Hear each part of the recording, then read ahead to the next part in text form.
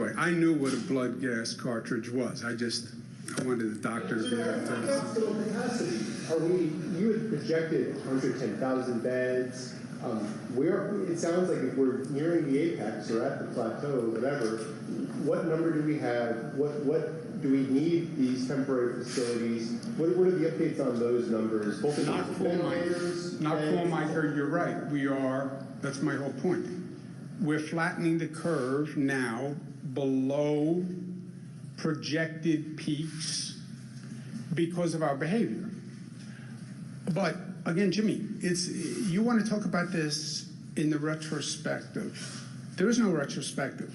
You're in the middle of it. If you walk in front of traffic on the way home, yes, you're young, you may have a different life expectancy based on your action. We are in the middle of it. I'm not going to say to anyone, right now you've seen a little flattening. That's all you've seen. You've seen 4 or 5 days of flattening. Oh, it's flat. No, you have 4 or 5 days of flattening. You could have tomorrow morning we wake up and the number is back up. So I'm not willing to say, because it's not true, that any of this is over or anything has been accomplished, because this is just a small snapshot in time where we are. At this rate, we are below projected numbers. Governor, are you new peak projection? What is the number of beds we have now, and what is the number of patients? There is no new peak projection. There is no new peak projection. Listen to what I'm saying. Nobody is saying we peaked. We have flattened the curve. For this period of time, if you continue doing what you're doing, might one think the flattening would continue? One might think that, but nobody knows. Nobody knows. Are you worried about undercounting in terms of people that may have died at home and not been diagnosed with COVID-19? I think that's a very real possibility. And have you given any thought, or has anyone? We're looking at other models of counting, but I don't know. No, I have no idea. The question is, if people died at home, might you not have those numbers because they would only come from basically a funeral home?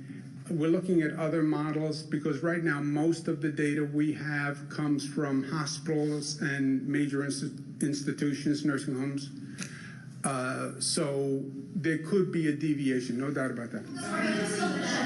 Also impact the hospitalization rate, and couldn't that skew the measurements that you guys have been doing on hospitalizations if there have been that many at-home deaths that have not been tallied and those people have not nobody been said there have been that many at-home deaths. Just a question, could there, yeah, there have been, well, people have said there may be people who have died at home who have not been counted. That is a possibility, right. That would never affect the hospitalization rate because the hospitalization rate is the number of people who walk into the hospital, right?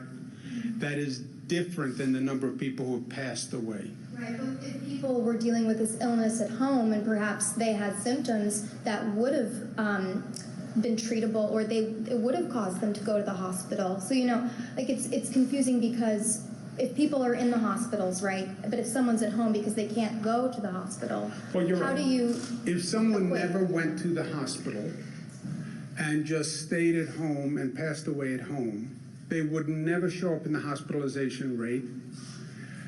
They would show up in the number of deaths.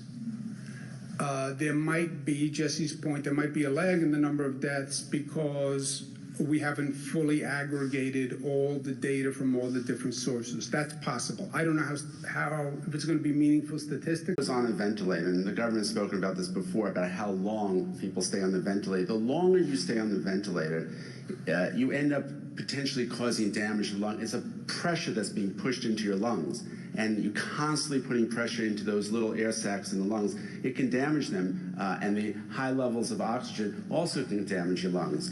But the fact is, it's what's called the catch-22 in a lot of ways, which is where you need the ventilator, but if you're on it a long time, it can cause harm. That's why you try to get them off as fast as Is this possible. why it appears Boris Johnson's being treated with oxygen rather than a ventilator? Excuse me? Or in Great Britain? I can't comment on his case, but obviously, because I don't know the information. But when someone comes in, the initial thing to do is to give someone oxygen by mask, and if someone gets worse, then you end up intubating them. What's happened with these patients is that they get worse relatively quickly, and so there's a lot of interventions that have to happen relatively quickly as well. Yeah, I'm not a medical doctor, obviously, but look, nobody wants to put people on the ventilator. I discern that much. And I think you're right, the percentage of people who go on the ventilator who never come off the ventilator is incredibly high. I've even heard like closer to 80%.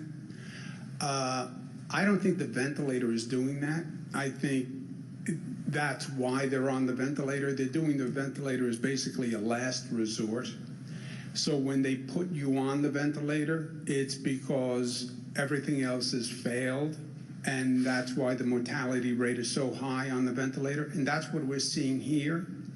That death rate is going up because it's the people who have been on a ventilator 7 days, 10 days, 15 days, and they're passing away.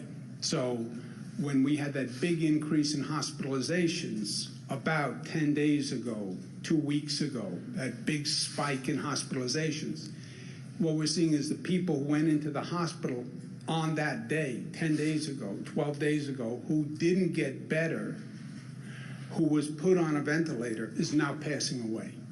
And that's what's driving this death toll.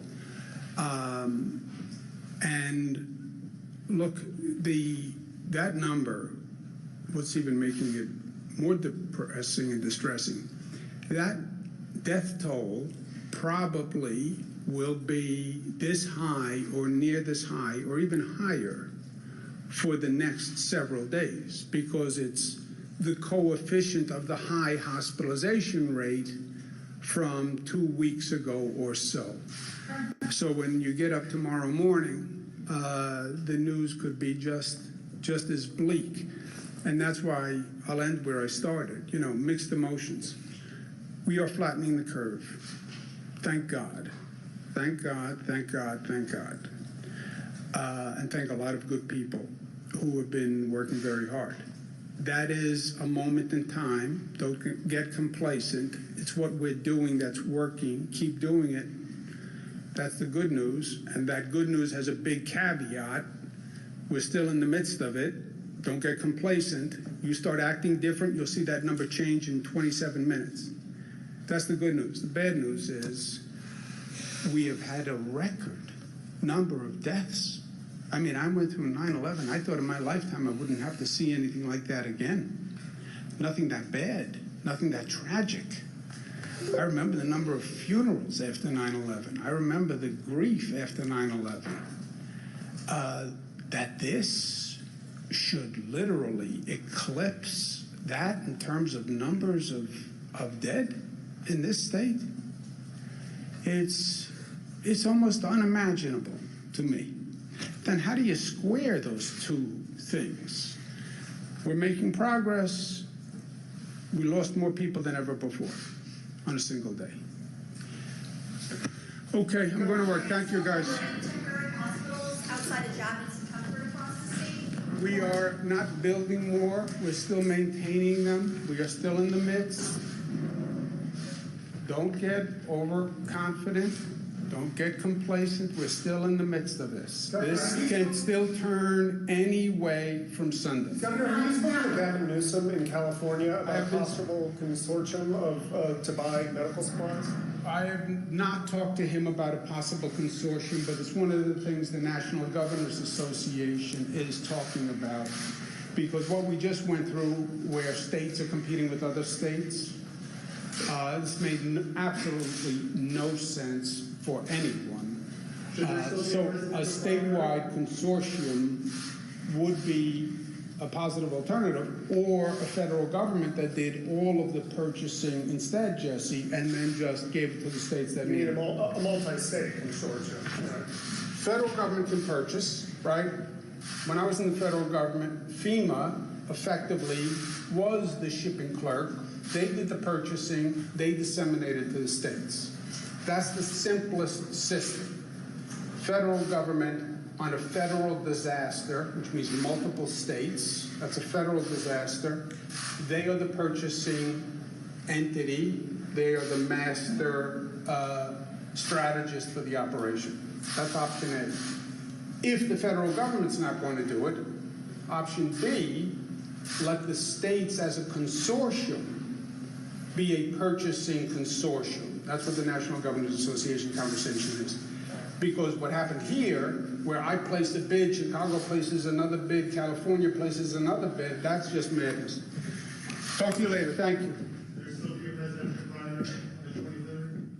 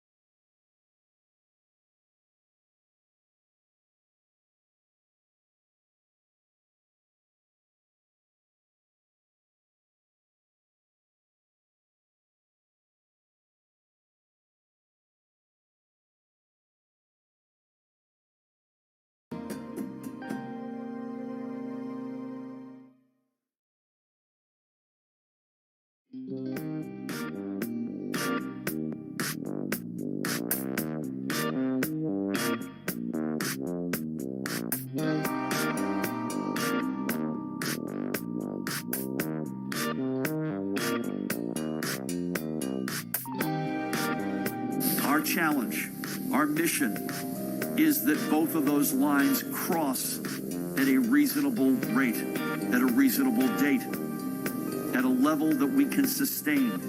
Again, what we... Good afternoon, everyone.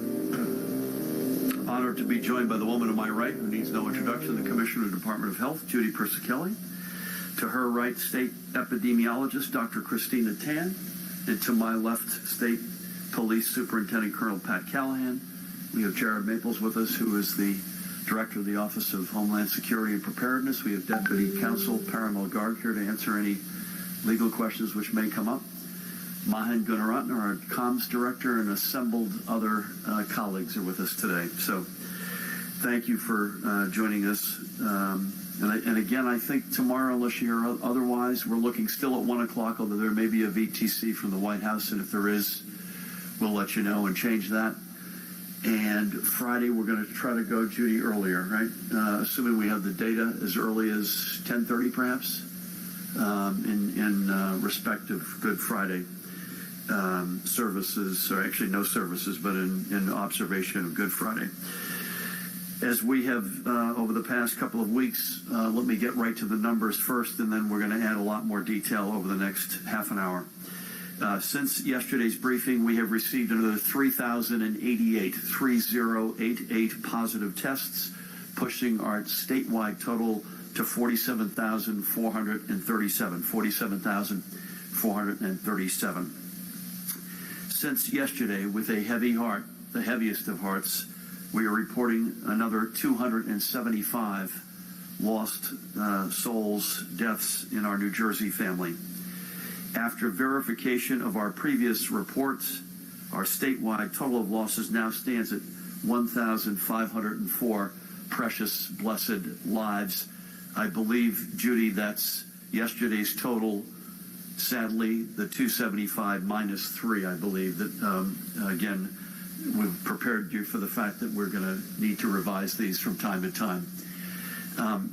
I want to remind everybody, I had a conversation now about a week or so ago with Dr. Tony Fauci, and he has said this publicly, he said it privately, and it bears repeating again. Even if the rate of our increase is lessening, which it's hard to argue that it hasn't over the past week, we have two realities that we cannot escape. One is, it is still increasing.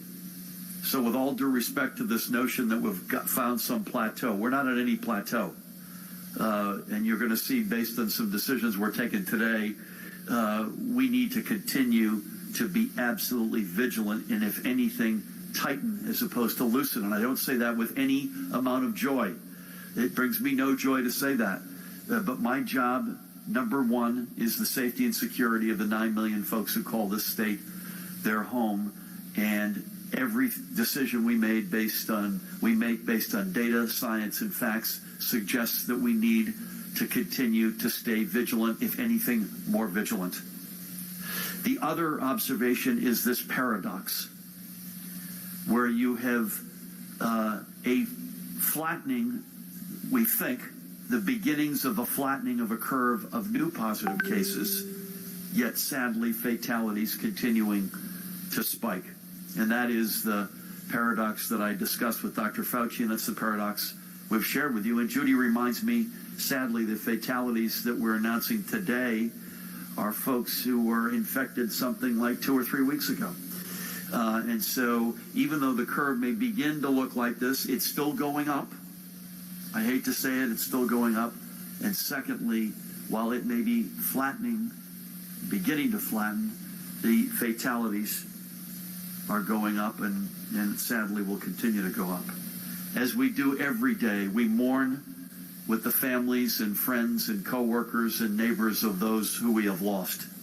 Our flags continue to fly at half-staff and will continue to fly at half-staff in solidarity with them, so that our whole state remains cognizant of this tremendous toll this pandemic is taking on our New Jersey family. Think about this, over 1,500 lost lives, and sadly that number will continue to rise.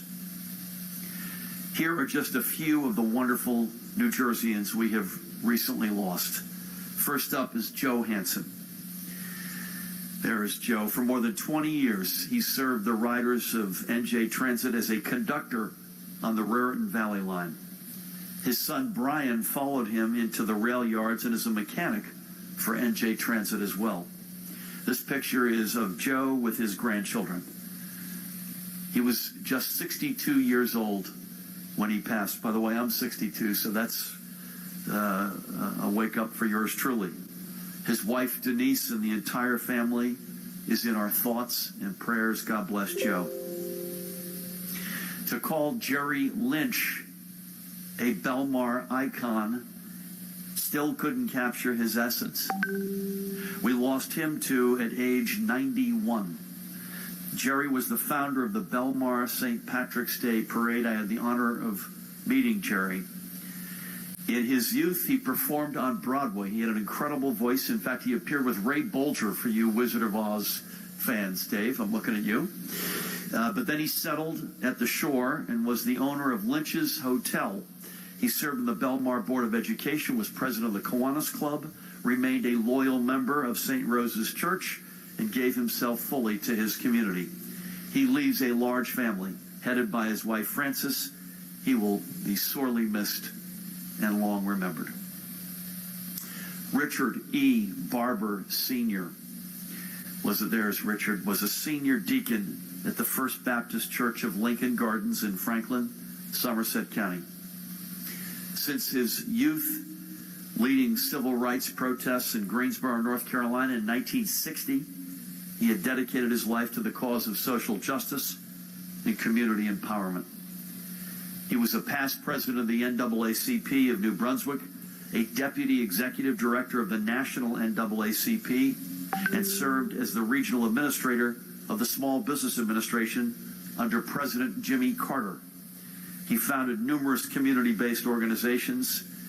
He too was sorely missed and will not be forgotten. And I know my friend, Reverend and Pastor Buster Soares, is brokenhearted right now with the passing of Mr. Richard Barber. And again, let's repeat the point that Judy and I made yesterday.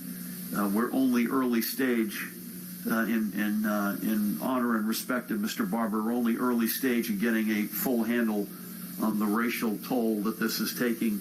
But the early data points are that we may be seeing a similar reality in New Jersey as we're seeing nationally and elsewhere. The communities of color are paying a higher price. Again, as we get the data and get more comfortable with it, we will be very clear with you in terms of how we see that headed. Again, these are just three of the wonderful New Jerseyans we have said goodbye to. There are many, many more whose stories deserve to be told and celebrated and remembered. Each one was a precious, blessed member of our family. But now, what's our job? Our job is to continue honoring them by continuing all that we're currently doing to flatten the curve and to slow the spread of illness. We cannot let up. Tonight especially is the first night of Passover. More on that in a moment. Traditionally, families and friends and entire congregations, indeed, would gather for the Seder. Some of Tammy's and my favorite memories, particularly with the Jewish community and then with other faiths with us, not just in New Jersey, but in our prior life in the Federal Republic of Germany, some of those Seders were some of our favorite memories. But stealing from the four questions, tonight is different from all other nights, as are all the nights of Passover this year. I cannot say this strongly enough. We cannot gather together. There cannot be large community seders or gatherings, either, by the way, indoors or outdoors. We will have to get creative to come together virtually so that we can gather together again someday soon in person. Folks, let's remember one thing as a general matter. This is not specific to Passover, but it certainly includes Passover. It will include Easter. It will include Ramadan. It will include every minute of every day. This is a war that we are fighting on two fronts. And I said this the other day. It's both Churchill's never have so few done for so many, and at the same time, the symmetry of so many doing for so few. On the many side, on what we can do, the 9 million of us, we have got to stay home and stay away from each other. It brings me no joy in saying that during Passover, Easter, Ramadan, or any other moment. But that is the only way out of this. We have got to stay home. And at the same time, the other front of the war is Judy and Christina and Pat and all the others who are aggressively and heroically building out and sustaining our healthcare capacity. And so you've got two lines, the lines of those infected, which will lead to the lines, Judy, of those hospitalized, and in turn to the lines who will require critical care, and sadly to those whose lives were lost. That's one line. The other line is our capacity, beds, healthcare workers, the heroes, ventilators, personal protective equipments, the right drugs that we need.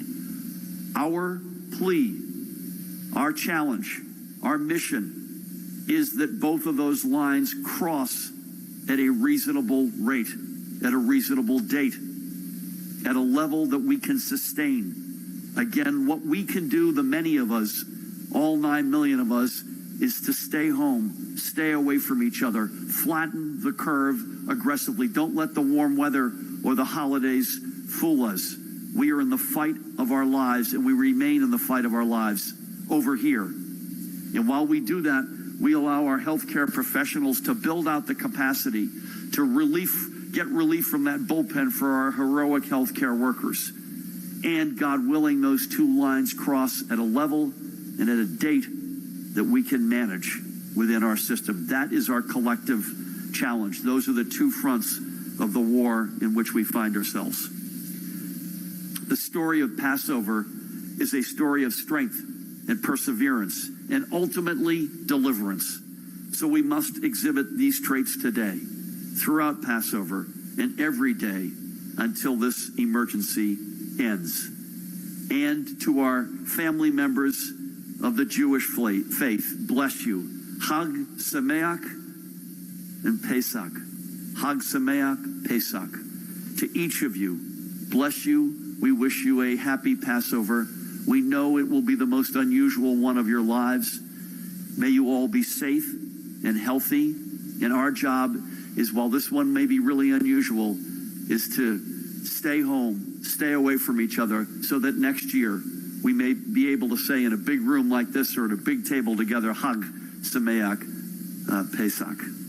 And Easter, by the way, comes on Sunday, April 12th. Ramadan comes less than 2 weeks later on April 23rd. This is not just Passover. This is those holidays as well.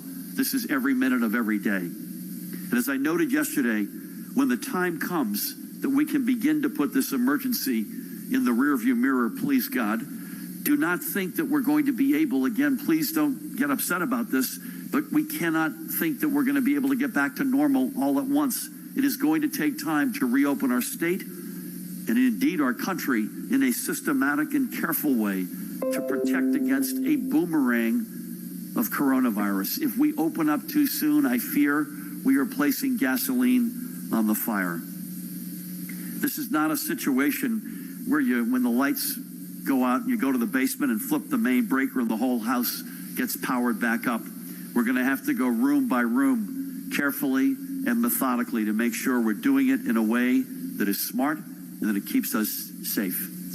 So I ask you again for your patience, not just for the days and weeks ahead as we work together to flatten the curve and come down the other side, but for the weeks that will undoubtedly follow as we carefully begin to get our state back open again. And we will get there. Let me say that unequivocally, assuming all 9 million of us, including yours truly and my colleagues, assuming we all do our job, and we will get there. We'll come through this together as one extraordinary New Jersey family, stronger than ever before, not without casualty. We've already seen that. The blessed lives lost, not without mistake, I'm sure, and not tomorrow or next week, as much as I'd love to see that. Couple of announcements, if I may, on testing.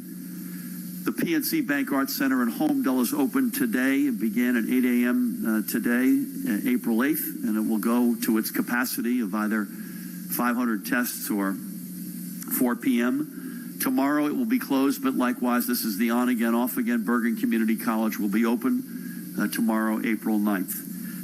If you go on our covid19.nj.gov and you look for testing sites, you'll see, according to Brady O'Connor, we now have at least 54 up and running around the state. That's both government-sponsored by ourselves or counties, as well as private. As was mentioned yesterday, and Pat gets a lot of credit here, California Governor Gavin Newsom has availed 100 ventilators to New Jersey. Those ventilators arrived last night and are currently being prepped by Colonel Callahan's team. So I want to say, as I said last night in a television interview to Governor Newsom and the great state of California, New Jersey cannot thank you enough, And know, too, that we will repay this favor. We are all in this together, and we will support our fellow Americans at every step of the way, just as they are supporting us in New Jersey. Thank you. While I'm at it, I want to give a shout out to Senate Democratic Leader, Minority Leader Chuck Schumer and Speaker Nancy Pelosi on their call today for an additional $150 billion in direct financial assistance to states to help us mitigate the impact of this emergency on our budgets. I was just on the phone a short few minutes ago on this very topic with Senator Bob Menendez. To be sure, we're going to need more than that, a lot more than that, and we will need flexibility to not only cover lost revenues, but to also meet unprecedented needs. But this is a good next step. And again, our state is probably like a lot of households right now, expenses that are challenged and rising, and income and revenues that are falling. The American people and our businesses rely upon states to deliver essential services to them. And we need to come out of this emergency in a strong position to ensure our state's recovery and our national recovery. Next up, switching gears, I'm signing 3 executive orders. First, a poorly kept secret. I am moving the date of our primary elections from Tuesday, June 2nd to Tuesday, July 7. This is being done for 2 simple reasons. First, we want to preserve the possibility that improvements in the public health situation will allow, for in-person voting, and delaying the primary by 5 weeks increases the likelihood of that. And 2, if failing that, we eventually have to make the move to a statewide all vote by mail election, which has never happened before, by the way. We must make sure our systems are able to handle that. That task becomes easier with an extra month of time. Our democracy cannot be a casualty of COVID-19. We want to ensure that every voter can vote without endangering their health or their safety. And I don't want a Wisconsin and saw yesterday where folks had to pick between exercising their right to vote on the one hand and protecting their own personal health. The second order I am signing will further our aggressive efforts to enforce social distancing. And this one, if you think that for some reason, just because the curve is beginning to flatten, that we're out of the woods, this executive order will disavow you of that. All non-essential construction across the state will cease indefinitely, effective 8 p.m. Friday. Exceptions to the shutdown include projects at our hospitals and schools, in our transportation and utility sector, the building of affordable housing, other individual housing sites that can adhere to strict limits on the number of workers on site at any given time, emergency repairs and work needed to safely secure a construction site, and other limited instances. This same executive order also aims to mitigate the instances we have seen of overcrowding at essential retail stores, and most notably in our supermarkets. All essential retail must indefinitely limit the number of customers in their stores to 50% of their approved capacity. And if we don't see adherence to this, you can assume, as we have had with other steps, that 50 will go down. And they must do more than that. Customers and employees must wear face coverings. Stores must also provide special shopping hours for high-risk individuals, erect physical barriers between customers and cashiers and baggers where practicable, and regularly sanitize areas used by their employees, among other requirements. Things you've heard us preaching, Judy, for the past several weeks. This is codifying all of that. These restrictions that I have laid out must be followed throughout the state. No municipality or county may impose additional restrictions of their own on essential retail businesses. This is one set of rules for everyone in New Jersey. Additionally, this order will also put greater protections in place for the workers at our warehouses and in manufacturing. No one should be working where social distancing isn't being practiced to its fullest extent. Now, again, I want to say something very clearly. We are not running out of food or other items, period. Our supply chain is feeling the stress, but it is holding strong. We are taking the step to protect both customers and essential workers. Ensuring social distancing may require you to change the times in which you go to the store, but that's a small price to pay to ensure the health of your community. My third executive order will increase the weight limits on our interstate highways and toll roads from 40 tons to 46 tons for trucks carrying COVID relief supplies. We had this flexibility because of the major disaster declaration we received from the federal government, and we will keep our supply chain moving. Other news. This morning, Judy, Pat, myself, along with Senator Cory Booker, Major General Jeffrey Milhorn, Lieutenant Colonel David Park of the U.S. Army Corps of Engineers, Major General John King of the 5th Army, Adjutant General Jamal Beal, and others toward the 500-bed field medical station being set up at the New Jersey Convention and Exposition Center in Edison. I want to also give a shout out to our brothers and sisters in labor who helped get that up and running so quickly. This is the largest of the 3 stations being stood up in our state.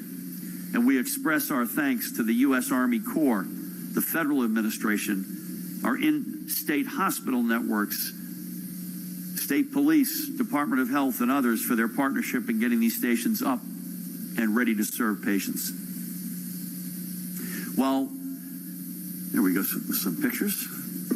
While these sites are preparing, again, this is a bigger one. It's similar. It looks very similar to the one that we toured in Secaucus, but twice as large. While these sites are preparing to go into service, I know Judy would want me to say this, we have a critical need for volunteers with direct medical experience, and specifically, the Department of Health's immediate need is for people with experience as a chief nursing officer or chief medical officer, physicians certainly, respiratory therapists. That, I think, is the top of our list to help lead these field medical stations. And I should note that these positions would be paid. So we urge you to contact us through our volunteer portal at covid19.nj.gov/volunteer. And as we have stated before, in addition to the field medical stations, we have undertaken aggressive efforts alongside our hospitals to increase their bed capacities. So far, our health systems and independent acute care hospitals have already increased their potential bed capacity by approximately 60%, and they continue to explore other creative solutions for expanding further. And Judy stressed this earlier on a call today. The creativity being exercised by our hospital systems is truly outstanding, and by their extraordinary workforce. A couple of examples. Over the past several weeks, Hunterdon Medical Center has increased its bed capacity from 178 to 366 beds. I believe my math says that's a 93% increase. Hackensack Meridian Health, I mentioned I was on the phone with their senior leadership on Monday, and its hospitals have more than tripled negative pressure beds from 278 to 869. And at Hackensack University Medical Center, critical care capacity has gone from 48 to 191, and other areas of the hospital have been converted to create more than 70 non-critical care beds for COVID patients. And we will continue, and this is all under Judy's guidance and leadership, to pursue every possible avenue to expand our capacity. And again, I tip my hat to the extraordinary health care systems in this state and the creativity that they are exhibiting. Additionally, same church, different pew, our online portal is now open for people with experience in a variety of technological areas. And for those who wish to join our team at this time, please head to covid19.nj.gov/tech, covid19.nj.gov/tech. So for all of you COBOL programmers in particular, now is your chance. And we are also cognizant of the many reports of overcrowding on buses and other issues being reported by NJ Transit riders, and we mentioned this the other day. A direct link to NJ Transit's feedback form is now available on the covid19.nj.gov page. Get there by searching NJ Transit. By the way, speaking of covid19.nj.gov, just to give you a couple of data points of how useful this is turning out to be for so many users so far. This is as of yesterday, over 2.5 million. Sessions, over 4.5 million. Page views, 8.66 million. On the Business Information Hub, again as of yesterday, users, 429,000. Sessions, 644,000. Page views, over 1.5 million. Live chat conversations, almost 14,000. And finally, on the jobs portal, users, 461,000. Sessions, 599,000. Page views, 1.2 million plus. Employers who have posted openings, 614. Jobs that are posted, folks, don't forget covid19.nj.gov, 49,018 jobs posted right now. Switching gears again, I want to shout out a couple of our corporate citizens who continue to step up to help out. First, I want to thank PSE&G, who's advised that they'll be making an additional donation of 200,000 gloves for use by our public health and safety responders. We remain grateful to them. So to Ralph Izzo and team, thank you. Second, I want to give a shout out to Wawa. They had heard about our need, with a heavy heart, for refrigerated trucks to help take the pressure off our morgues and funeral homes in protecting the bodies of those loved ones we have lost. Yesterday, Wawa sent a 53-foot refrigerated truck to Bergen County, which, as we know, has been so hard hit. The fact that we even have to prepare for the unthinkable is, at one level, extraordinary, but having a corporate citizen like Wawa ready to step in to help is invaluable. I want to say that Judy's going to hit this in more detail. I want to just say that we've said this, I think, almost every day for the past couple of weeks. Long-term care facilities continue to be an area of high focus for us. And we didn't just get to this focus on the past couple of weeks. I remember coming back from a trip to Germany and Israel and going straight off the plane to Wanakue to talk about the tragedy there. That was October of 2018. And from that, a law that I signed was the Outbreak Response Plan, which is the first of its kind in the history of our state. And Judy will go through the broad elements of a state plan that is meant to take that, that Outbreak Response Plan and add a lot more fuel to it. There was a directive, I know on March 6th that you put forward. We continue to focus laser-like on this. This is a particular area of concern, not just in this outbreak, but based on that experience of a year and a half ago, our concern then was preemptively of any outbreak. And our hearts go out to the folks who are losing loved ones everywhere, anywhere in the state, but particular in long-term care facilities. I was just on with Bob Russo, my dear friend. He and Christine in Montclair. His mom, Florence, passed on Monday night. I think she was about to celebrate her 101st birthday. They're not even sure necessarily it was COVID-19 that ended her life, but she was in one of these facilities, and our hearts go out to everybody, not just the lives lost, but the folks who are trying to, loved ones and family and employees, by the way, and everyone associated with these facilities. Before I hand, and again, Judy will have more on that, not just today, but in the coming days. Before I hand things over to you, may I refer to a couple of heroes in our midst, if that's okay? You all have been great sending us your stories and the stories of your communities by using the hashtag #NJThanksYou, and we ask you to keep doing that. The spirit of community is what's going to get us through this. First, take a look at this picture. On the right, that's Zanyalyn Red. She is an ICU nurse working the COVID floor at St. Peter's Hospital in New Brunswick. On the left is one of the respiratory therapists she's working alongside, who also happens to be her father, Valentine Red. So to the Red family, thank you for sharing Valentine and Zanyulin with us. We cannot be prouder, and we hope they both stay safe as they do their work to keep their patients safe. I know that they're friends of our colleague Lauren Lalican, so God bless you, Reds. Next, I want to give a big shout out to Raritan Valley Community College. The college's advanced manufacturing and engineering programs, along with the arts and design department at Somerset County Vocational and Technical High School, have turned to producing 3D printed face shields that are heading to Robert Wood Johnson University Hospital, New Brunswick, and Somerset. So to Advanced Manufacturing Program Coordinator Conrad Mercurius and everyone involved, thank you from the bottom of our hearts. And finally, a shout out to the members of the Disabled American Veterans Chapter Number 2 in Clifton. Look at that group. God bless them.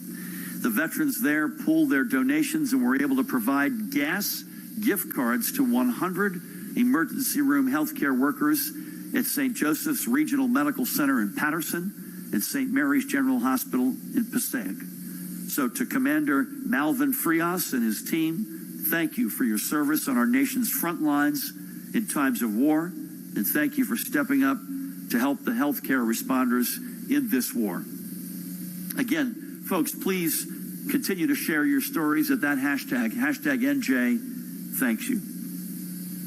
So all that said, I just want to thank everyone for all you are doing to help us get ahead of this pandemic and to stay ahead. It's neither easy nor fun, but social distancing is, whether we like it or not, the key to get us through this. Again, a particular shout out to the members of our Jewish community, our brothers and sisters. I wish you again a happy Passover, a blessed Passover. And I ask you, not urge you, I ask you again that tonight's Seder and any other gatherings must be small, with immediate family at most, in your household only, no more than that. Please, it breaks my heart to say this, but you cannot gather in any numbers. We want to make sure, as I said earlier, that next Passover, everyone in your family and your friends can gather as you did last year and in the years prior, and God willing, in the years ahead. With that, please help me welcome the woman who needs no introduction, the Commissioner of the Department of Health, Judy Persicelli. Thank you, Governor, and good afternoon. As the Governor said, today we toured the second field medical station in Edison. These field medical stations will be vital to support our regional hospitals, and we need them for low acuity medical surgical patients who cannot yet be discharged to home and need some convalescence. These sites are designated for low intensity medical surgical patients, lower acuity. They're expected to have a length of stay from a couple of days to up to 5 days. The initial priority will be for non-COVID conditions and then expanded to those with COVID-19 illness as our resources permit. Some examples of individuals that will be in the field hospital are patients that need IV antibiotics or IV fluids and need to be monitored on an hour-by-hour basis, or patients that have had some operations. As you know, we've curtailed elective surgeries, but there are still patients who on an emergency basis may need operations and are needing operations in our facilities, our hospitals, and they still may need some further monitoring.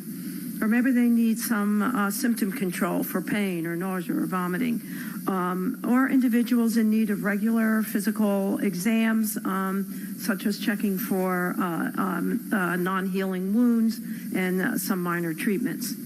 Patients who require critical care will remain in the acute care hospitals. Additionally, this site will not serve critical patients. And also pediatric patients and pregnant patients will not be appropriate for the medical field service. And any patient that requires a higher level of intensive care nursing. So as you know, this pandemic is unprecedented. These situations in our history show clearly the vulnerabilities of a healthcare system. And I think you would agree with me that the long-term care system right now is one of them. To address this challenge, we're working on a statewide plan to assist nursing homes experiencing large outbreaks and shortages of staff and equipment. Let me share with you some of the basics of the plan. The goal is to develop a statewide response to control the spread of COVID-19 in our long-term care facilities, to prevent the transmission of COVID-19 to those residents who have not been exposed, to provide safe and appropriate care for those that are suffering from COVID-19 disease, and to provide appropriate protective equipment for our staff. As you know, the activities to date, we have reviewed all of their outbreak plans that they were required to put together after the Wanacue situation. We've required them to assess all employees and vendors coming into the facilities for symptoms. We've curtailed visiting. We've distributed guidance on pandemic planning, and we've advised all facilities of their obligation, as you know, to report outbreaks. So going forward, our plan right now is surveying all long-term facilities in their ability to cohort patients on a separate wing or a separate floor, and their ability to place residents in private rooms with private bathrooms. We're taking an inventory of their PPE, which is a continuing issue. We're surveying their employee capacity and reviewing the facility's staffing plans. We're identifying employees that are available to work, those home on quarantine, those symptomatic and isolated, and those that are positive and hospitalized. We're requiring cohorting of residents according to the following classifications: asymptomatic, no exposure; asymptomatic with exposure at a facility with an outbreak; symptomatic, tests negative, could have a respiratory illness, not COVID-19; symptomatic and test positive; and positive transfers in or back from an acute care hospital. Determining the ability of the facility to cohort employees is also an important aspect of our plan, to limit the movement of staff between negative and positive residents, and to isolate residents exhibiting signs of respiratory illness. We're evaluating the compliance with the guidance for monitoring residents per shift for fever, respiratory, and other COVID-19 symptoms, such as malaise, change in mentation, diarrhea, vomiting, coughing, shortness of breath, and fever. Facilities that cannot conform to the CDC or Department of Health guidance will be prioritized for transfer of patients based on the prevalence of the disease in the facility. The transfer of patients will go to COVID-positive facilities. We're developing statewide contracts for 2 to 3 systems to accept transfer of these patients. We will regionalize the transfer of patients and develop an enhanced reimbursement plan with the Department of Human Services and an existing transport plan using existing transport EMS, or developing regional contracts if we have to transport a significant number of individuals. We know that any movement of this population will be disruptive, so we're hoping that this planning can be implemented with the least amount of stress as possible for our elderly in these homes. Our goal is to keep those who haven't been exposed safe, and to ensure that those who are exposed or those who have tested positive get the care they need. According to the data reported from our hospitals right now, there are 7,026 hospitalizations, which include COVID-19 positive patients and persons under investigation. 1,617 individuals who are in critical care, and 1,576 of those individuals in critical care are on ventilators.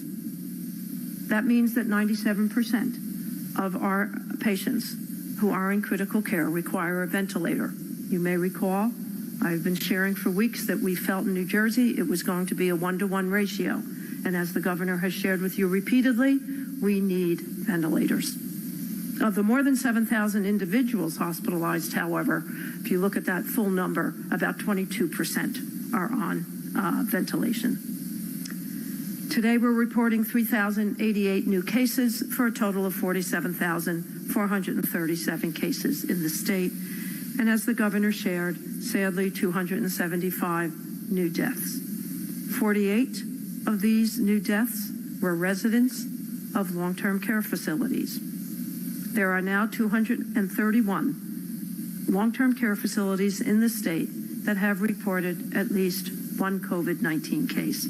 These case numbers include reports from 375 nursing facilities and approximately 200 assisted living facilities and other settings such as residential memory care housing. There are now 1,504 facilities in our state. 1,504 fatalities in our state. 3 of those deaths reported yesterday were removed from our count. They were found not to be residents of New Jersey. These numbers change occasionally because after further investigation, we find out more details. The families of all of the individuals, as you know, repeatedly, considerably are in our thoughts and our prayers. For all of you, one of the best ways we can honor those we have lost is to do our part to slow the spread of COVID-19 by staying home. By staying home, you can actually save lives. According to data from this morning, of the 7 laboratories sending us COVID-19 results, 94,525 tests have been performed, of which 41,550 are positive, with a positivity rate of 44%. That means that more than half of the results have been negative. But we remind those who test negative and have symptoms that they should continue staying home and be mindful of respiratory etiquette and social distancing. As always, the Department of Health encourages you to stay in touch with each other, call your neighbors, friends, and relatives. As the government has said, be in social solidarity. Thank you. Judy, top 5 counties, again, on total positives have remained the same. Bergen, Essex, Hudson, Union, and Passaic. That hasn't changed in probably 10 days at this point, at least. Secondly, you may have said, and I apologize, of the fatalities, any more color in terms of age, race, gender, etc.? Sure. Thank you. I did not go over that. Of the total 1,504, at this point, 59% are male, 41% are female. The age range is as follows: 1% under 30 years, 4% 30 to 49 years of age, 17% 50 to 64 years of age, 33% 65 to 79, and 44% over 80 years. And we are still evaluating almost 1,000 of the cases. Of the deaths, the racial breakdown is as follows: 61% white, 22% black or African American, 6% Asian, and less than 1% is Native Hawaiian or other Pacific Islander. And we're still reviewing 112 or 11% of the cases. 44% of the cases at this point have documented underlying conditions. 2% or 28 of the cases have not documented an underlying condition. And 814 of the cases are still under investigation. Thank you for that. We discussed this the past couple of days. I believe, just by example, this is on the front page of the New York Times today, as we discussed earlier, communities of color appear to be, and again, we can't draw complete conclusions yet with so many cases still under review, but New Jersey looks like it is in a similar reality as we had feared, that communities of color are sadly more disproportionately represented in the fatalities than in the community at large. So I think it was yesterday you had at 24, it's 22% African American today. By example, by the way, I'm not ignoring other communities of color, but that would be up against a 14 or 15%, I believe, percent of the general population. Thank you. for all. Again, we have to keep reminding folks. Again, fatalities are folks who got infected probably 2 to 3 weeks ago. Tests that we're announcing today could have been 10 to 14 days ago. A positivity rate of 44%, that's crept up, but it's crept up slowly, it's fair to say, over the past couple of weeks. Again, we're testing overwhelmingly, not exclusively, overwhelmingly symptomatic people. And so we have to keep reminding folks if we had the materials to do universal testing, would be all in for that. And as you've seen every day when I announce how many testing sites are available, the number goes up literally every day.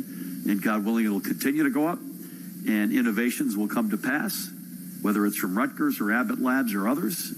And we're bird dogging all of those, and such that we'll be able eventually to have a much broader regime. But given the hand that we've been dealt, particularly on the federal piece of this, we have prioritized for moment one symptomatic folks. Pat Callahan, we're going to start over here in a second, Brendan, but Pat Callahan, anything on compliance, PPE, equipment, manpower, or other matters? Great to have you. Thank you, Governor. Very briefly, with regards to compliance, overnight yesterday, troopers had to break up a funeral that had 40 to 50 attendees at a funeral. That was in Millstone. Troopers from our Port Norris station responded to a motor vehicle accident, and the woman was charged with driving under the influence. She was threatening to spread COVID-19 on them. Newark issued 34 executive order violations, as well as closed 3 businesses.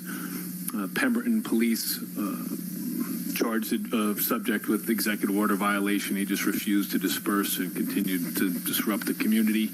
In Union, a subject in violation of the executive order was not at home and was observed burglarizing multiple vehicles.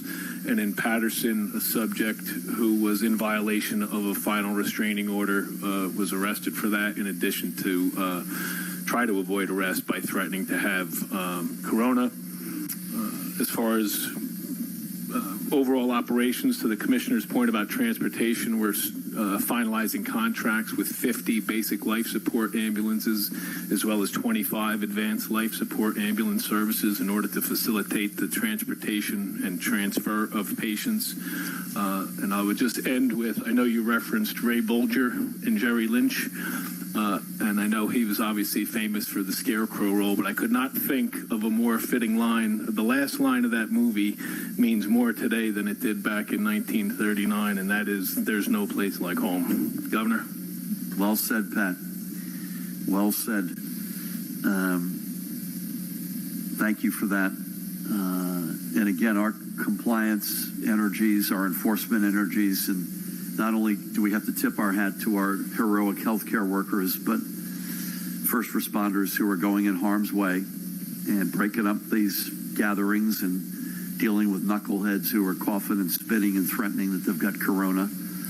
We can't thank them enough. We have to make sure we all have them up on a pedestal and remember what they've been doing here, right with our healthcare workers. And then, by the way, the circles that go from there, the essential retail workers who, with one of these executive orders today, we're trying to protect even more so. NJ Transit, longshoremen, supply chain, warehouse workers, the folks who are keeping the show going during all this. So, Pat, thank you. Judy, thank you. We're going to start with Elise. By the way, I want the record to show that as I watch occasionally Governor Cuomo, he walks out with people screaming questions at him. So I want to make sure we get some credit for the patience that we have with all these questions. But let's try to keep it south of a 3-act opera today and keep things moving. So, Elise, with that, fire away. Let's see. What is considered non-essential construction, and how many projects will be affected? How many patients are at the Meadowlands Pop-Up Hospital? And one of my colleagues has written about a nursing home in Elizabeth. You probably read about it in the Star Ledger today. A nursing home in Elizabeth with multiple coronavirus fatalities and potentially others as well. The mayor of Elizabeth is asking for an attorney general investigation into operations of that nursing home. Do you have any comment on that? I would just say a non-essential I don't know how many projects were impacted. Paramel, do you know? We don't have a number. Yeah, I don't have a number. And the definition is literally, I'm not kidding you, this is, where is it? Make sure I've got this.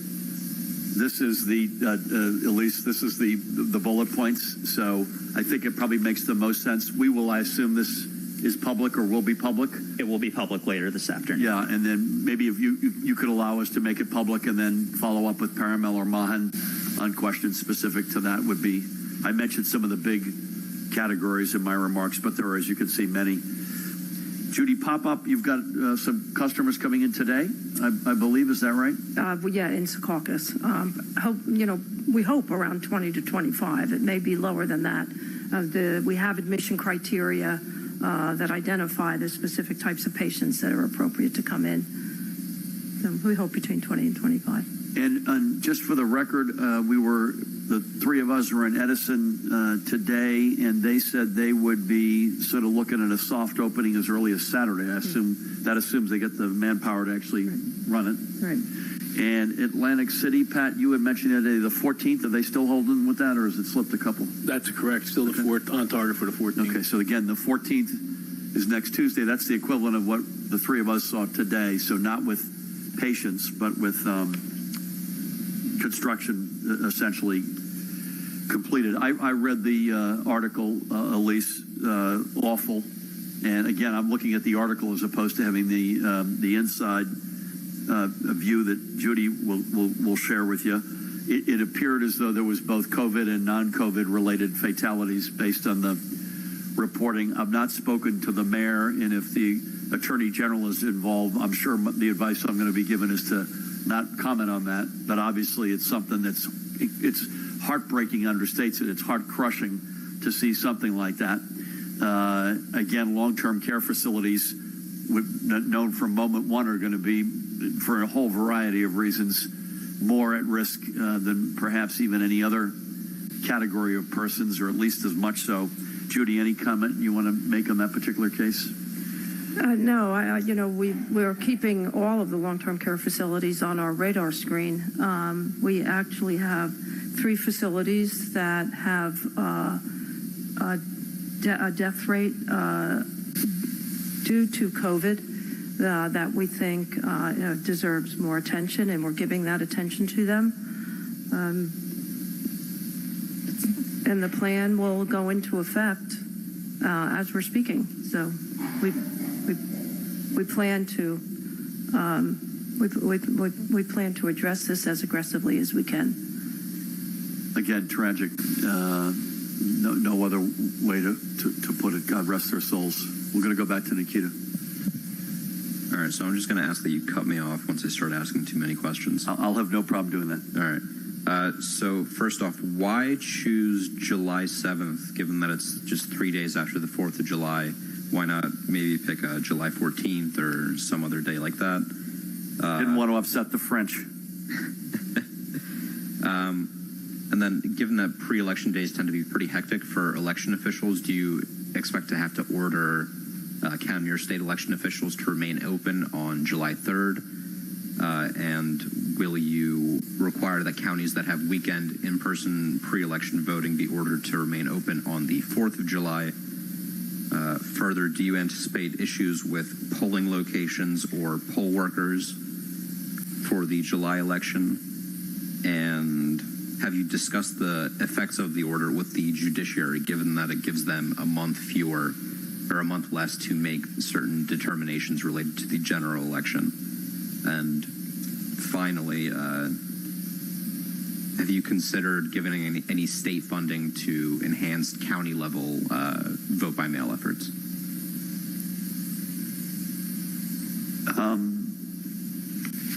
Let me just quickly go through. The runway from July 7 to the Democratic convention, which was always going to be the first of the two. And by the way, again, remember, this is a nonpartisan decision here. We posted and consulted with folks on both sides of the aisle. Is about the same runway as June 2nd had been to the what had been the July 13th convention, and keeping something that resembled that runway in terms of the amount of days was important. No real insight. I'm not trying to dodge it. We just don't have any insight on your questions on July 3rd, 4th, polling locations, workers. You probably heard me say in my remarks, we don't want to be in a Wisconsin situation. Yesterday, where you've got people at the height of a, God, please God, we're not in this on July 7th, but we have to reserve the right. The decision on workers, locations, vote by mail or not is happily not a decision we need to make now. We've bought ourselves a significant number of weeks here. And so that is to be determined, all the above. I don't know on the question, do we consult the judiciary? I assume we did, Paramel, but... Not that I'm aware of. Not that I'm aware of. Okay, Paramel, correct me as usual. And again, on vote by mail, no monies aware of from the state, which by the way are as scarce as they've ever been right now. Nothing that we've designated to counties, but we haven't also made a decision about the breadth of vote by mail in this particular primary. Thank you. Real quick. Yep. Is all VVM still on the table? One more time. Is all VVM still on the table for? It's still on the table, yes, but no decisions. And the good news is we don't have to make a decision on that for a number of weeks. My hope, by the way, let there be no doubt, my hope is that we are through this horror crisis, that we've begun to get back on our feet, and we can, with directions from the woman to my right, have social distancing guidelines that can work with polling stations. That would be a really hoped for result here, and so we're going to play that out as long as we can. Thank you, Matt. Hi, Governor. So we've been hearing about nurses and other medical professionals who've been disciplined and some even fired for bringing their own protective equipment and sharing it with coworkers. I'm curious, what do you say to hospitals that are doing this in this critical time? Will you get involved? And also, is there any indication, and maybe Commissioner, is there any indication that hospital admissions are leveling off with maybe fewer divert statuses on a given night? Real quick, Governor, I'm curious how you square telling everybody that it's not safe to go to the polls that first week of June, but we're still contemplating whether or not schools will be in session then, or even the rest of the year. I mean, just curious where we stand on that. And just lastly, curious, Governor, what do you think about cities like Newark and Trenton exceeding your executive order for things like curfews in order to stem violence there? Yeah. I'm going to leave certainly hospital admits and diverts and to a large extent nurses to Judy. I don't know. I read of the situation. I think it was at Shore Regional, to the best of my knowledge. And it was actually I may have the hospital wrong, so don't quote me. But I read of someone being disciplined. I think losing their job on some basis. I don't have any insight into the particular situation, so I have to put that aside. Although we stand on the side of working families always in this state. Let there be no doubt about it. But again, without any insights there, I can't comment on the specifics. But boy, I'll tell you something. I assume somebody has to be doing something really bad if you're a healthcare worker right now to be cut from the team, because we are literally diving on every loose ball we can find. So I'll leave it to greater minds. And again, that's not any comment about the specifics. Yeah, there's nothing. The primary, we had to make a decision on that, Matt. And I was asked about schools. Senate President and I had a conversation about this yesterday afternoon or last night. The schools, the good news is we just don't have to make that decision yet. We promised we'd give guidance by April 17, which is a week from this Friday, and we will do that. But we had to make a decision as it relates to the primary. And listen, I said this in my remarks. There's one set of executive orders that hold, that matter, that overarch all others, and they're ours. We have to have one state. I can't say enough good things, and I'm not as familiar with Trenton, although I'm a big fan of the mayor's, but we've said a lot about the leadership that Mayor Baraka and, by the way, Director Ambrose and their colleagues have shown in compliance and enforcement. I think, as it turns out, most of these are recommendations as opposed to hard and fast executive orders. So there's no question which executive order has primacy, and that'll stay that way. So No more details on that. Judy, on either nurses and or hospital admissions or diverts or any other topic you'd like to address?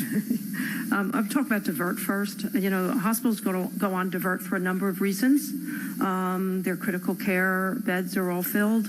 They can't take any more critical care patients. Or maybe their E-room got slammed and they just couldn't appropriately take care of any more patients. They go on E-room divert. Sometimes their total hospital census requires them to go on divert.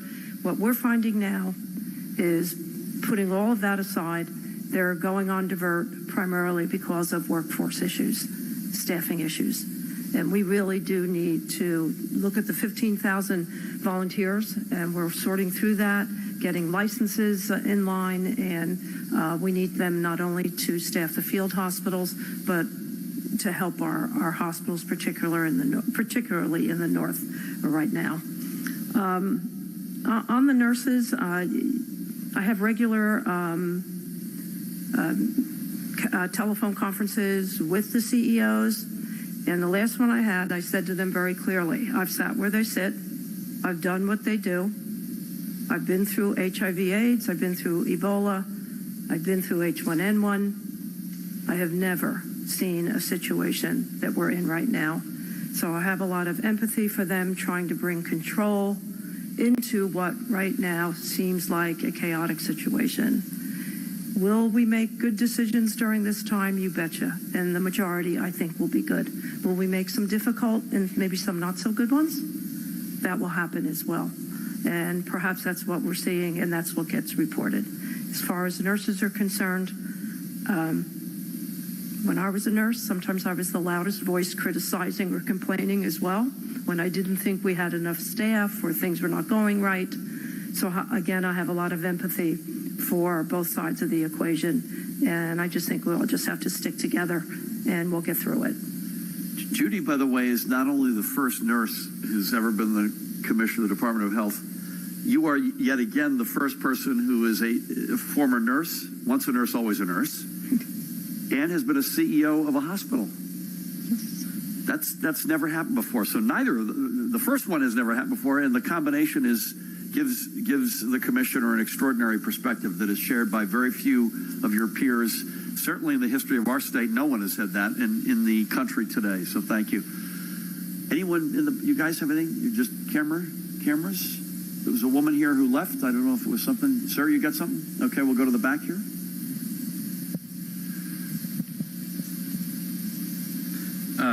Pardon the list of questions, Governor.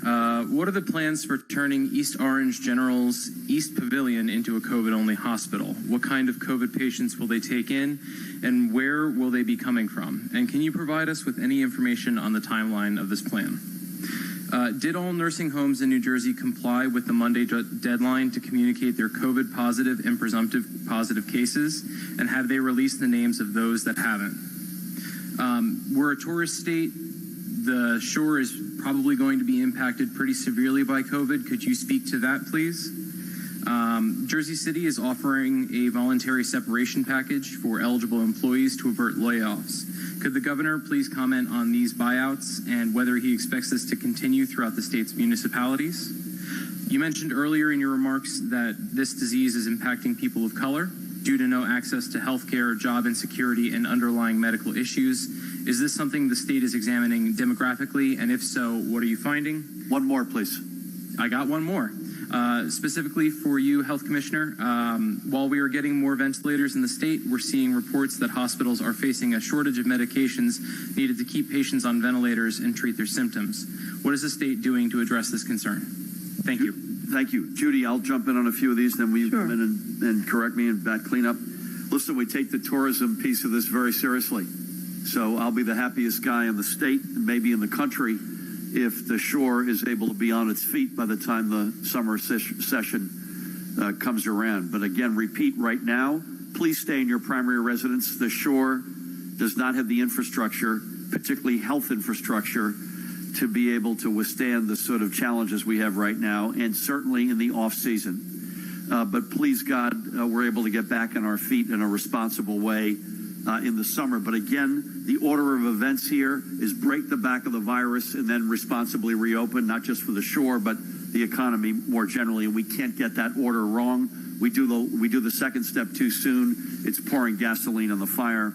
I've got no insight into Jersey City's voluntary separations other than I saw the article. We need all hands on deck, I'll say, on behalf of the state, at least as far as I can see forward. Communities of color, we take that very seriously. This is what we had anticipated may be the case, and I think I've said this in this room. In peacetime, in normal times, you've got certain communities that are invariably left behind, and invariably they're communities of color. So that matters a lot to us as the most diverse state in America in particular.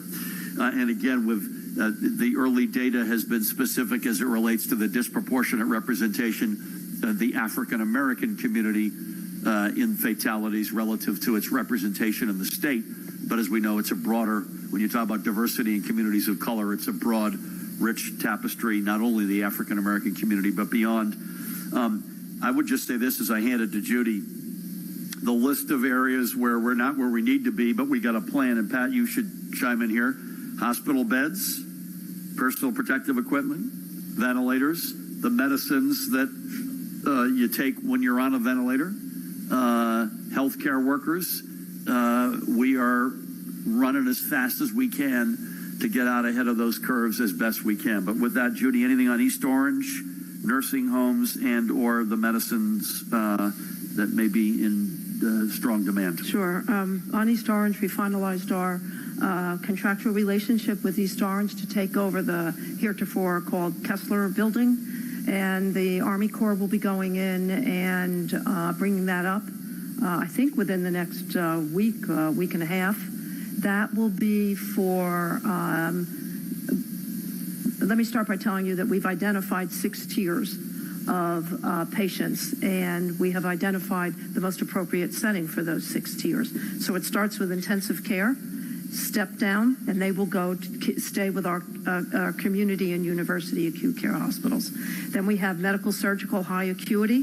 They will be appropriate for a hospital like East Orange, and to be followed by a hospital that we will bring up in Woodbury.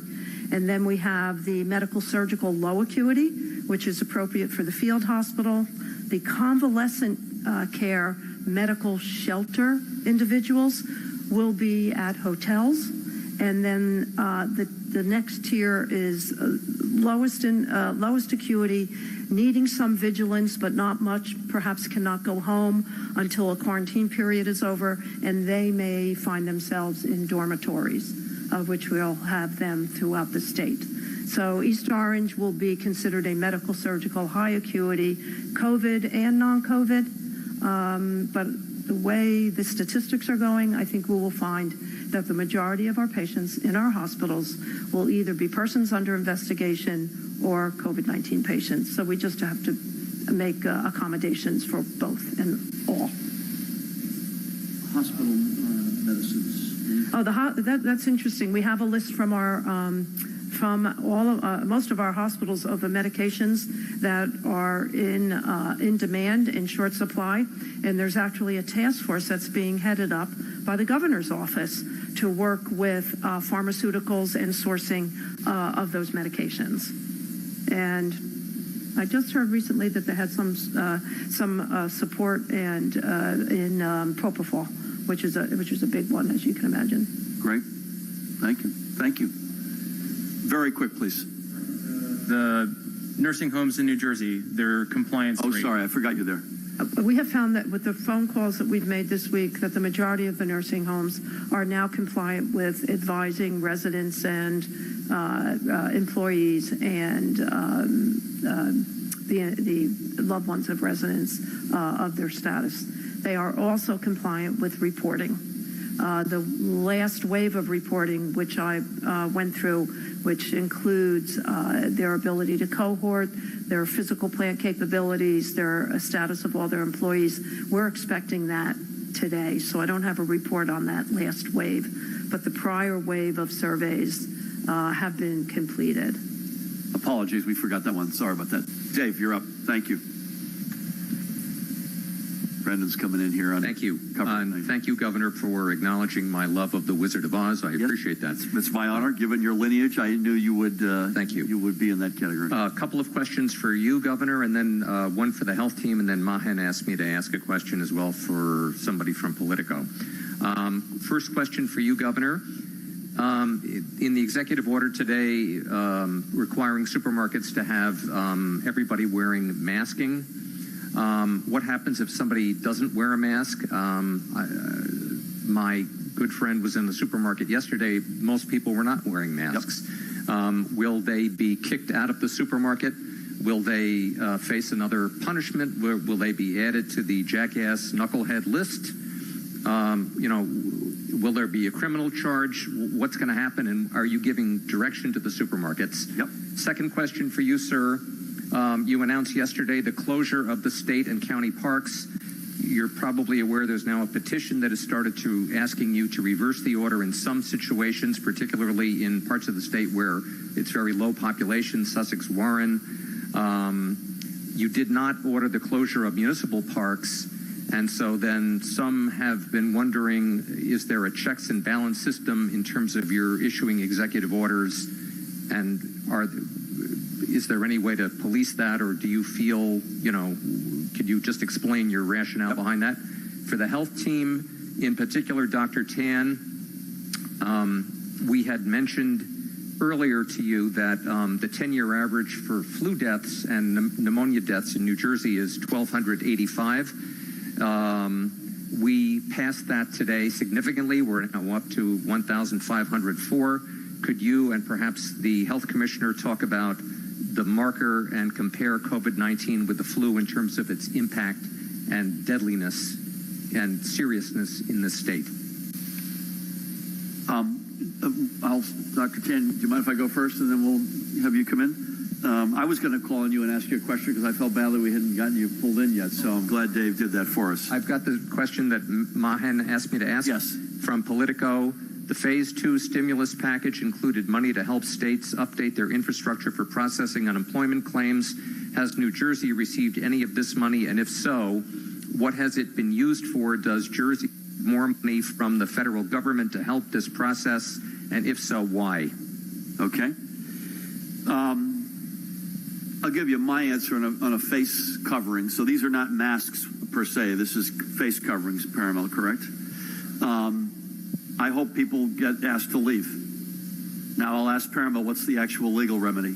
So if someone refuses to wear a mask when entering a supermarket for medical or other reasons, the supermarket is to allow them access to the store, but they can limit their time or their proximity to other customers to keep everyone safe. I think that's benevolent.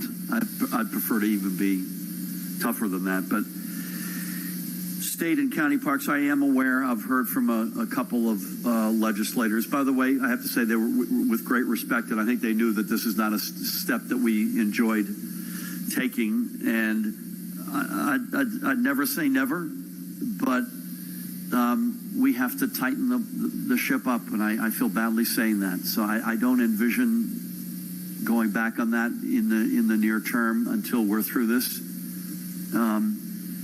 We've left, Paramount, tell me if I'm wrong about this, we've left the decision on municipal parks up to municipalities. That's correct. Right, and so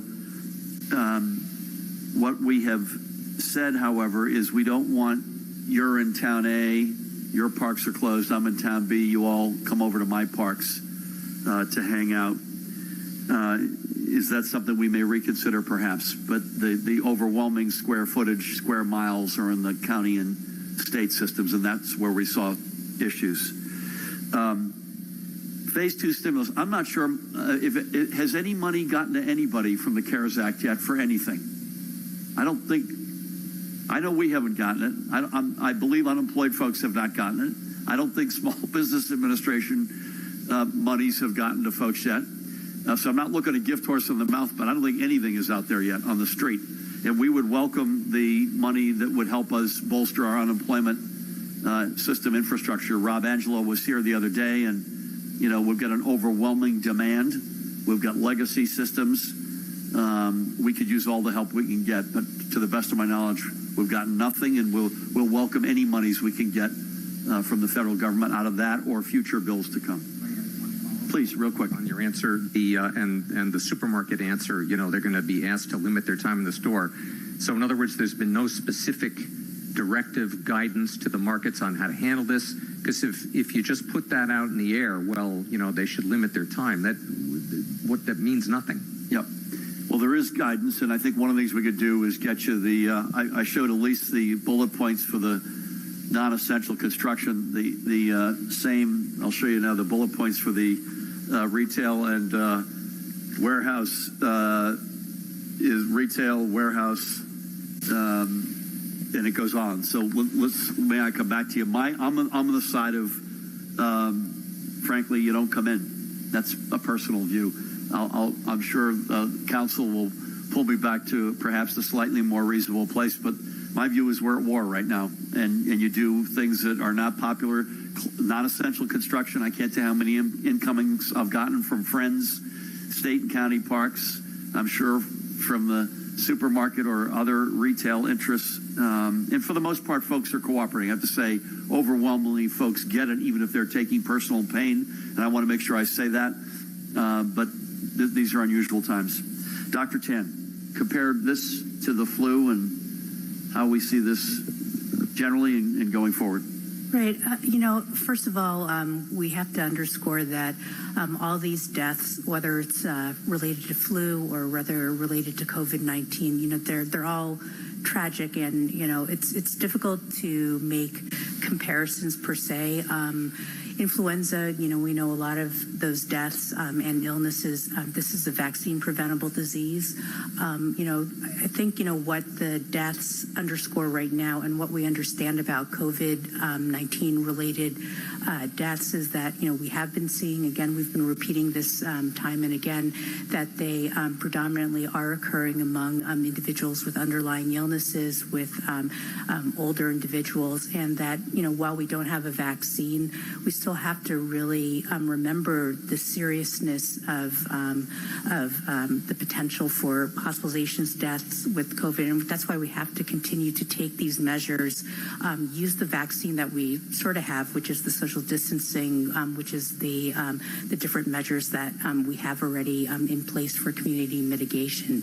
It's early to tell right now. I wish that I had a better answer to better characterize this, but as we learn every single day, as we gather more information day to day, and as we get the national picture together, we'll be able to provide even better information about the deaths moving forward. Thanks, Dr. Tan. I just want to come back to supermarkets. Bless you. We're going to go to John to close out.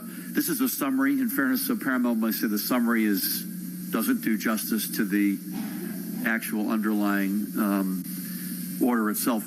Require workers and customers to wear cloth face coverings in accordance with CDC recommendations while on the premises, and require workers to wear gloves when in contact with customers or goods.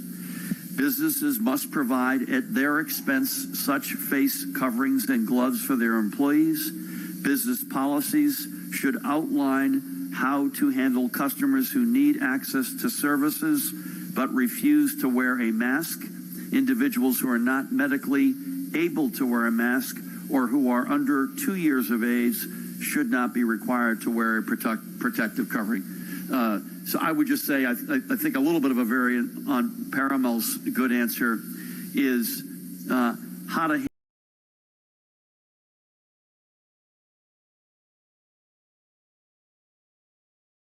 wear for whatever reason, but there is a need for some reason. Is that a fair assessment of it? Yeah, that's correct. There's just a need also to ensure that customers who might not be able to wear a mask for medical reasons can have access to essential goods. But again, if it's not medical, if you're not a kid under 2 years old, my personal guidance is you got to go out and find something to put on your face before you come in. John. On a couple of follow-ups. On the primary delay, have you had discussions with legislative leaders about it? Does it need any legislative action, particularly with vote by mail? So we just on that one, we made sure either I personally or members of our team had interactions with leadership on both sides, elected officials, not everybody, but certainly our senators and members of Congress on both sides. I did some of those myself And to the best of my knowledge, there's no legislative action required. Have you talked to them about this week? Have you talked to them about the possibility of delaying the May 1st property tax payments? Have not. Okay. When you give us numbers on long-term care facilities, does that include veterans' homes run by the state? And if not, can we get details on the number of cases and the number of fatalities? We've been reaching out on one of them where we're told there are about 20 fatalities, but we can't get clear details on that because we're told it's state-run, it's not a local issue. And on New Jersey Transit, a lot of riders and workers are complaining about, again, the closeness, and but they're also saying there's a lot of homeless people who are now using the stops and the shelters and the buses and trains as shelters for themselves, and that's saying they're putting people at risk, workers and people that need to take the bus to work. Any talk about using potential hotels or any other expanding shelters for homeless to aid that? A couple of things. I think I've already answered the ones. Nothing on property taxes to report. No legislation required. I mentioned earlier, this is not related to homeless folks, so please, I don't want to get those complaints. I'll answer that separately. But if you're on a bus and it's regular ridership and you're too close for comfort, or a train, we want you to go on that page I mentioned earlier and make sure we know about it, particularly if there is a consistency in a particular route. And as it relates to homeless and those, Carol Johnson was here a week or two ago and talked about some of the programs we've got in place. I've said this now a number of times, and it's just worth repeating, and it's true. The folks who are normally left behind in society are being further left behind. I can't say that I know of any specific conversations about hotels or dorms toward our homeless community. Maybe you all have we? So Judy will correct my record here, but I would be a big supporter of that, assuming we can feasibly do that. And Judy, could you add anything on that, as well as veterans' homes, fatalities or illnesses? Yeah, first on the veterans' homes fatalities, I don't have that. I was just looking, I don't have that documentation, but I will get it for you for sure. On the homeless, we work in collaboration with Department of Human Services. I think I said a couple of weeks ago, we've great collaboration with Commissioner Johnson and Deputy Commissioner Sarah Edelman. We are responsible, meaning Department of Health, for convalescing homeless individuals who are discharged from the hospital that perhaps are COVID positive and need a quarantine period or some convalescence before they go back to their shelter. And they are responsible for individuals that are exhibiting symptoms of respiratory illness but are negative or have not been tested yet, and finding them a more appropriate place to stay while they're being evaluated. So it's a two-pronged approach. We're working together on it, but the hotels that we're contracting with have agreed that they would be available for our homeless population. This is, again, Judy, and this is, I thought it was a general, which I would endorse, by the way, if we could figure out for the entire homeless population. Are you speaking specifically to folks who are under homeless, who are PUI, who are... The homeless that end up in the hospital and on discharge need a place to convalesce because they shouldn't go back to a shelter. They would go to a hotel. Yep, got it. I misunderstood your question, John. So with that, pardon me while I put my mask on here. We're going to be here again, unless you hear otherwise. Mahan will be here at 1 o'clock tomorrow, and that may be impacted by the VTC with the White House. Otherwise, 1 o'clock, and then we're shooting for 10:30, I believe, on Friday. Also here, I want to thank the Commissioner, Judy Persicelli, Dr. Christina Tan, Superintendent Pat Callahan, Jared Maples. Again, everybody, God bless you all. Happy Passover. Please stay home. Keep distance from each other. That is our best weapon, and that is how we will beat this virus. Thank you all.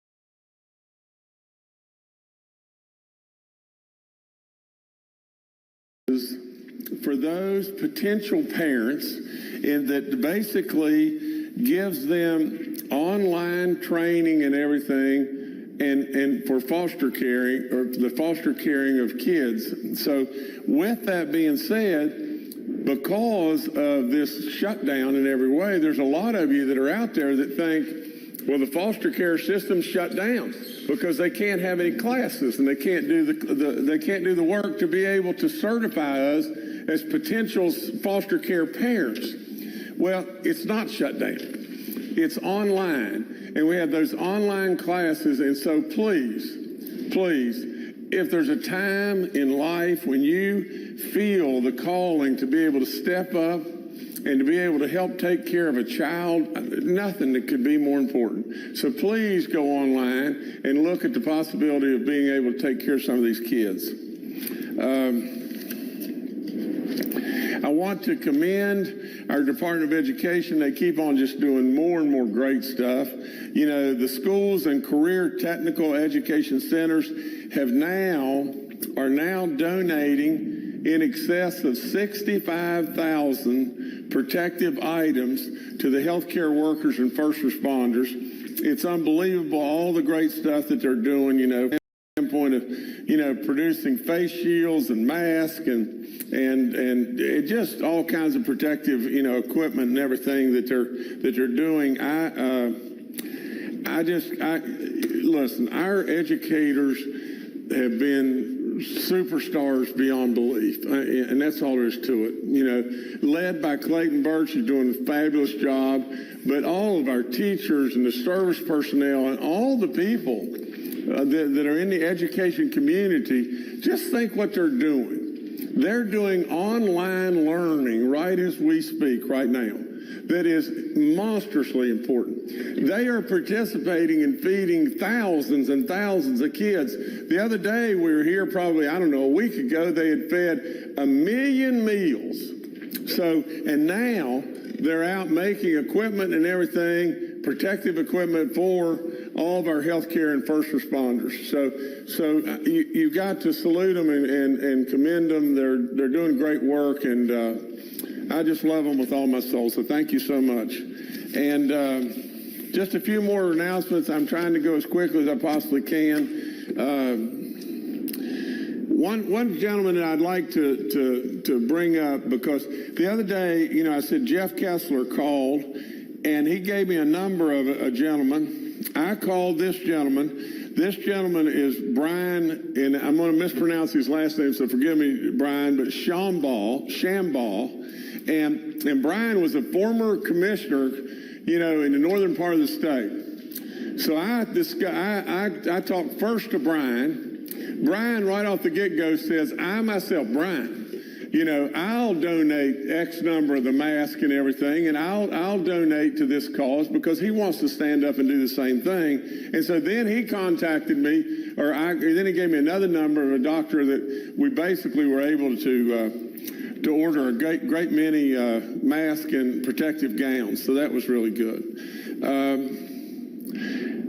General Hoyer is going to talk about this in just a few minutes, but I want to thank President Trump for approving my request for FEMA to fund 100% of the emergency assistance activities for our West Virginia National Guard that's undertaken all this great work, in this COVID-19 deal that we got going on.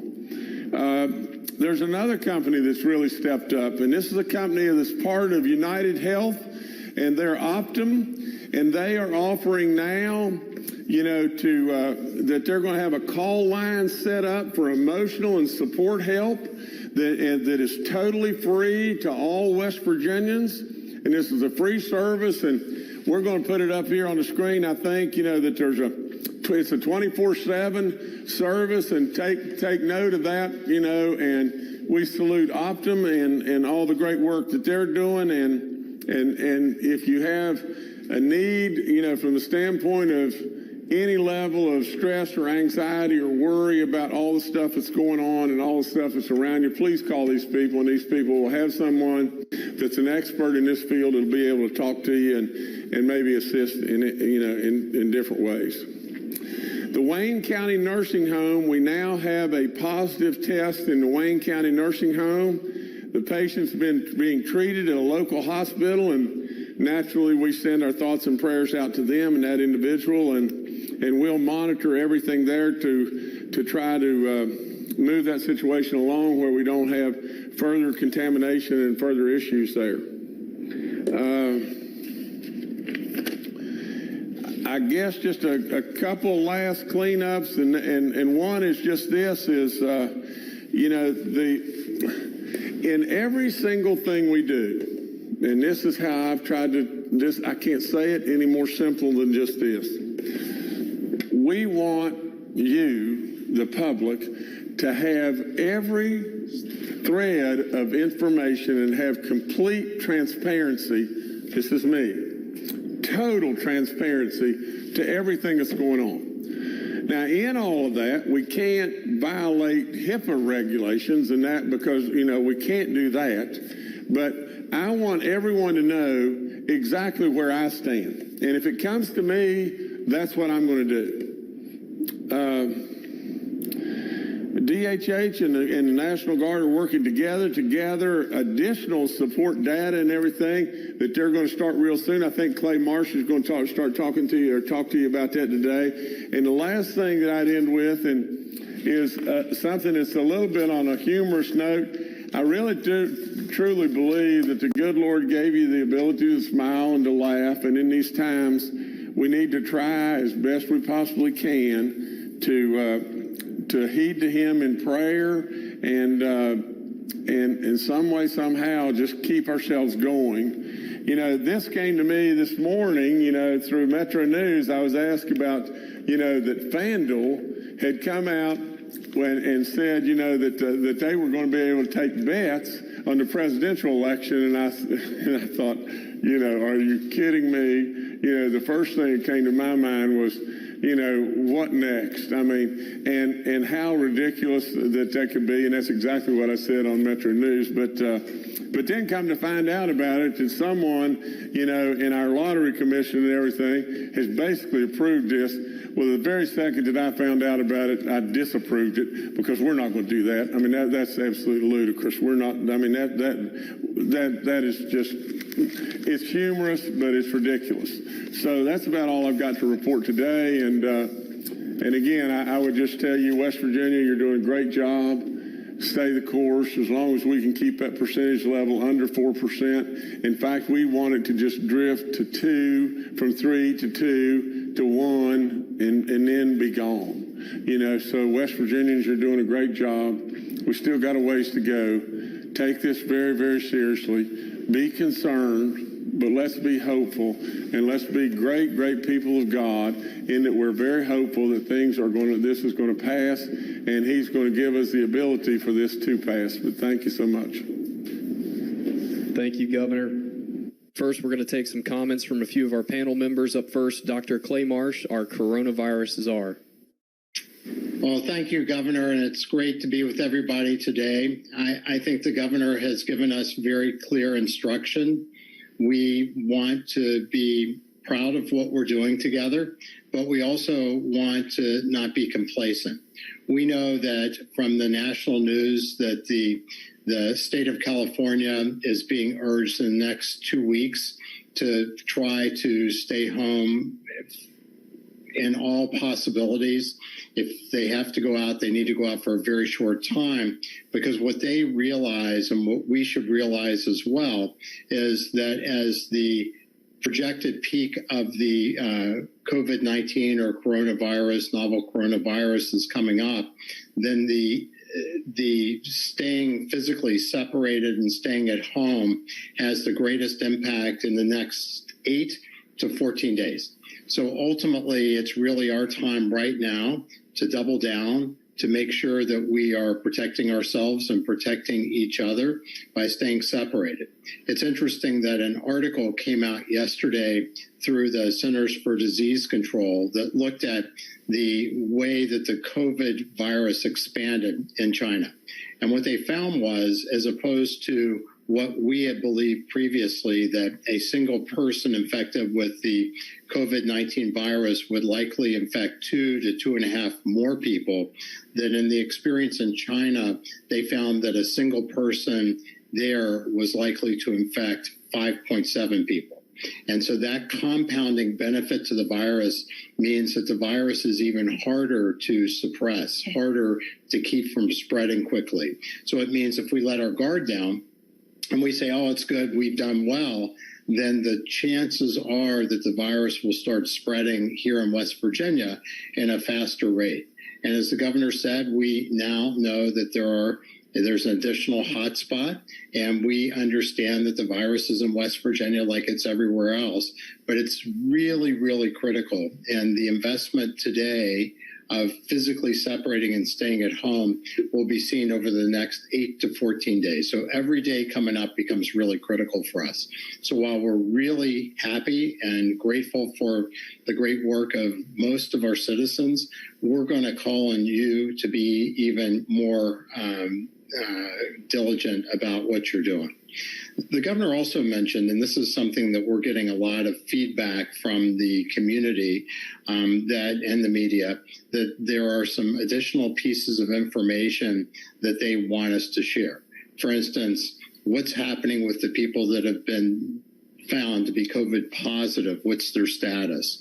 And when we look at the data, not only what percent of the people tested are positive, but what is the rate that we're seeing of people being tested now? And I think that there's two caveats, but we are committed to bringing this information to the public. But the two caveats are that we are having to pull a lot of this information really from General Hoyer's team, John Wiles being the lead, on a county by county basis. So we know that this is as accurate as we can get it, but we are continuing to try to create more automated systems to make it even easier to report this data. And we also know that if we look at how many tests have returned positive on a certain day, that does not represent only the test ordered on that day or the day before. Some of the test results take 5 to 7 days or occasionally even more. So some of this is coming from a time that is maybe a week old. Now, on the DHHR website, we have the test results organized by the day ordered, and we'll add some more information that will let people see what our county health people are seeing on a particular day. So we want to put more information out there. We want to make sure that people do understand that everything that we do does have some limits, and we continue to try to improve how we're gathering the data, working with Secretary Crouch and Commissioner Slimp, and certainly the National Guard is doing an amazing job. But we plan to push more information out, and we want to get feedback from our community about, does that satisfy? Is that good? What else do people want to see? And within the bounds that we can, we will try to get that information out there. So with that, that's my comments, and I'll turn it back over to you, Governor. All right, thank you, Dr. Marsh. Next, let's go to Major General Hoyer with the West Virginia National Guard. Good afternoon. Today we have 540 National Guardsmen on duty. As the governor mentioned, the governor's request for federal 100% reimbursement and federal status for the National Guard remaining under control of the governor was approved. That's referred to as Title 32 502F status. What that does is allow for 100% reimbursement of the National Guard personnel for a 31-day set of orders. In addition, it provides additional health care, and should a member of the Guard be injured, it would prevent the use of workers' compensation and put us under a federal status. Exceptionally important to our Guardsmen on the front lines of this effort. In addition to that, the second call center was stood up at Workforce West Virginia. An additional 19 personnel from the National Guard are involved. We'll be up to a total of 30 personnel in the next 3 days. Tonight at 6 p.m., a communications test will occur with the call center at West Virginia University. If that test is successful, the third call center will stand up tomorrow morning as directed by the governor. We continue to make vast improvements working with our partners at Workforce West Virginia to meet the governor's directive of taking care of the citizens of West Virginia. Yesterday, 27 additional retail locations were trained. Today, 43 retail locations are taking training. Later on today in our West Virginia National Guard press release, also attached with that, will be some sample documents of us, documents we've worked with our local health department partners to put out information to the public and to provide guidance to those retail locations. In addition to that, we have, with 100 National Guardsmen working with our food bank partners, have put out over 60,000 meals. And we have a video we'd like to show you of some of the great work being done by the Guard folks, the volunteers at Food Bank, and the Food Bank staff. If you could, please roll the video. West Virginia National Guard's mission today is to help feed children. Our mission is to ensure that all of the souls that live in our 17 county service area do not have to struggle to have enough food to eat. Our organization serves 48 of the 55 counties by providing food to food pantries, soup kitchens, feeding organizations throughout West Virginia. I mean, pure and simple, there's plenty of children out there that rely on school breakfast, school lunch throughout the week. What we're doing here today is making boxes of food for people around the area in support of the coronavirus and ensure that they're being fed for the upcoming months. The National Guard is here, and they are phenomenal. They are working to build food boxes for us. They've been working nonstop this week. It means a lot to have their support, because they're supporting not only Mountain Your Food Bank, but they're supporting our West Virginia communities here and making sure that we have the boxes that we need to feed hungry families and stuff. It's important to have Guard resources here because it helps augment the civilian workforce, and by us being out here, it's just having a positive ripple effect. There's a need that needs filled, and we're filling it.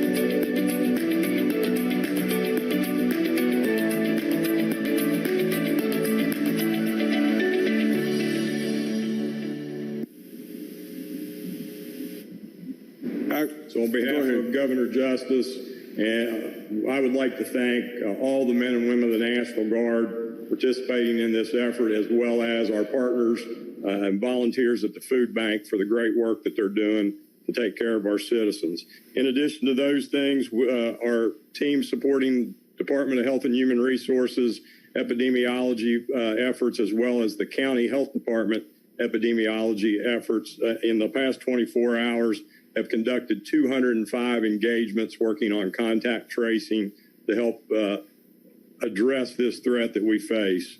In addition to the work that you saw with the food bank, we will have an additional 5 to 10 National Guard personnel, starting out with 5, to assist with additional food bank surge efforts that are required. Again, on behalf of the governor, I want to thank all the National Guardsmen, all of our partners with all the state agencies, and all of our first responders, medical providers for the great work. And again, thank the citizens of West Virginia for doubling down on this effort as we get through this next phase of this event. Thank you. General, I've got to say this, and I want to say this to all West Virginians. First of all, I hadn't seen that video until just right then. And I mean this from the very bottom of my heart. It brings real tears to my eyes because the Guard is so essential to us. And what they're doing is unbelievable. It's just unbelievable. I mean, not to take lightly, look at all the unemployment claims that they're being able to assist Workforce West Virginia and being able to really get those people their benefits and get them faster. And look at them out there, actually bringing, manning our food banks and helping in every way there. And I know there's so many others that are out there helping. But I mean this, if you're a young person in this state and you don't think seriously about joining our Guard, there's something wrong with you because they're absolutely superstars. And I want every one of us right this second in all your homes, let's at least clap and cheer for them because they're doing an unbelievable service. So thank you, and God bless them all in every way. General, you are an absolute superstar, and thank you so much, sir. All right, thank you, Governor. Next, let's go to the West Virginia DHHR with Secretary Bill Crouch and Dr. Kathy Slim. Yes, good afternoon, everyone. We've had several inquiries and questions about other services. I want to make sure that as we navigate through this pandemic, that we don't forget all of the other services DHHR provides and make sure our citizens know there is still access to those services through a variety of means. I believe there will be some numbers on the screen at some point during this broadcast to make you aware of those. As much as we can do in terms of other services is now done through video or audio conferencing, but there are a number of services that cannot be done online or through video. So I want to thank those employees of DHHR and of the state of West Virginia for continuing those services to make sure child welfare services and our adult protective services and our state facilities in West Virginia taking care of individuals who need us. I want to thank our staff for doing that in a difficult time. I appreciate what they do, and we want them to keep our citizens safe and also keep themselves safe. So thank you. We've had some questions around lab testing. And interestingly, when in the rare occasion or in different occasions in which someone's test may go from negative to positive or positive to negative. And so there's several factors that fit into that. One is simply the disease course. Is it too early to pick it up or have they cleared the virus? And those kind of things can change those results as well initially. Also, there are specimen collection and laboratory issues that can impact that. They are very rare, but that can occur. And then the third thing is no laboratory test, regardless whether it's COVID-19 or otherwise, is 100% perfect. And they all have their strengths and they have their limitations. And so that's where you will occasionally have some false positives or false negatives or other issues that arise. The key thing is that all of our providers and our laboratorians and epidemiologists really put the laboratory testing in the context of the setting and the clinical picture, and then make sure that they get the right actions and results that follow from it. So that was that issue. These tests are evolving, as you know, around the nation. And so they are getting more and more accurate and effective as they continue to be evolved, but that takes some time. The second area was just wanted to speak to the fact that we are working closely with local health officials on the community mitigation measures and really appreciate their leadership in that. And also the support we've had from the National Guard in working with those counties, with those businesses, as you heard from General Hoyer. And then the third area is we continue to support and work with local and regional epidemiologists in several community and facility outbreaks, kind of just supporting them in that work. And again, the National Guard is a great asset in implementing and providing some workforce in some of those. So we appreciate that. And I just wanted to say thank you to both our local and regional and state and National Guard staff that are really working so diligently to really address what are complex situations at many times and difficult investigations and really getting that done. So thank you to all of them. All right, thank you. Once again, we are holding today's briefing with media members joining us virtually to practice good social distancing. The first questioner we have today is Stephen Allen Adams with Ogden Newspapers. Yes, this is Stephen Adams of Ogden Newspapers, and this is for the governor. And since you opened the door for it, I have to ask, in regards to the election betting that the lottery approved, do we know when they approved that, why it was approved? State code seems to be pretty explicit that wagering on elections is illegal and it's a misdemeanor if you're convicted of it. So do we know exactly how this came to be and why this was approved in the first place?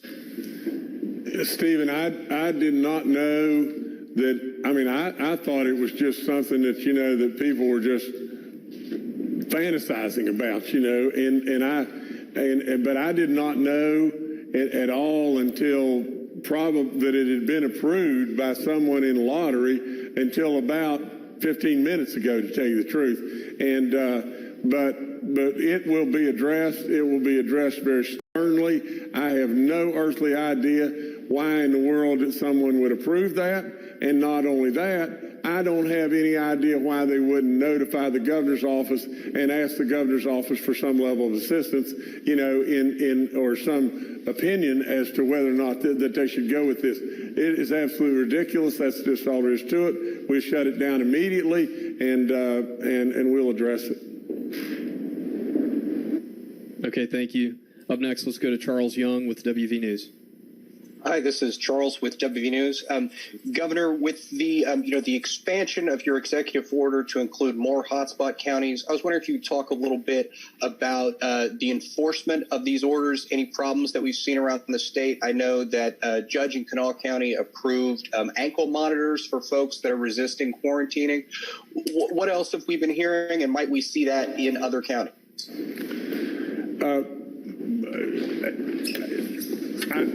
I would really like for Brian Abraham to come up here and talk about this, but to my knowledge so far, there hasn't been any significant problems that I'm aware of at this time.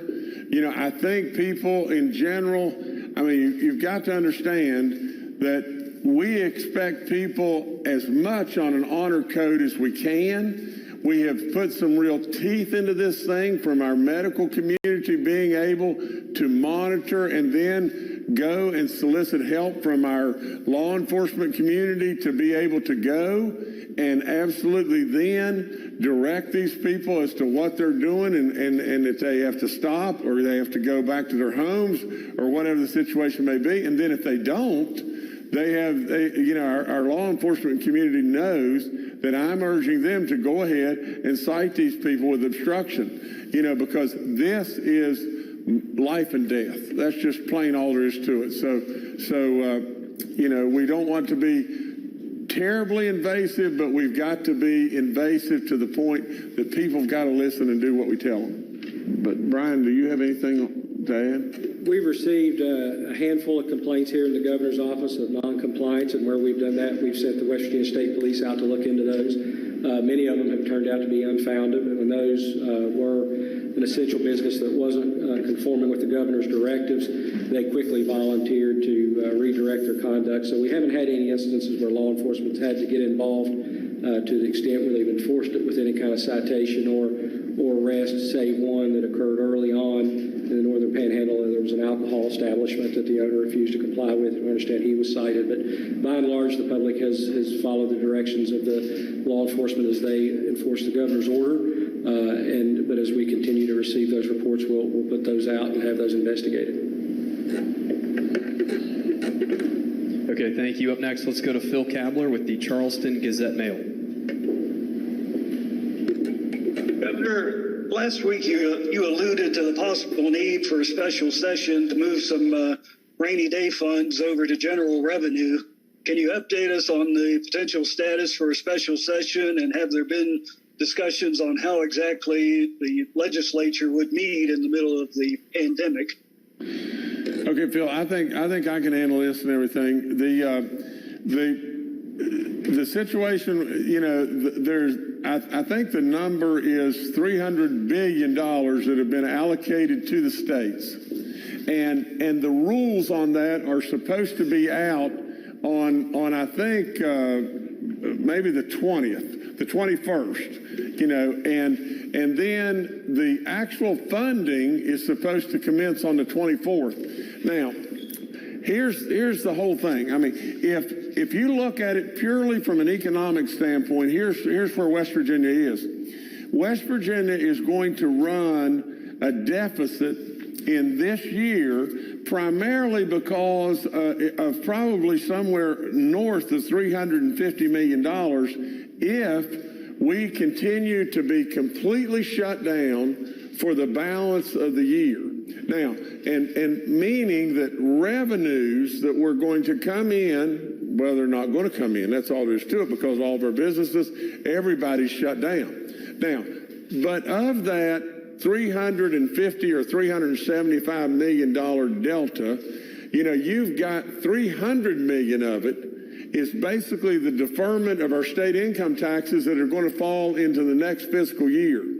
Now, That number could rise even a little north of where I'm telling you, but that's what you've got.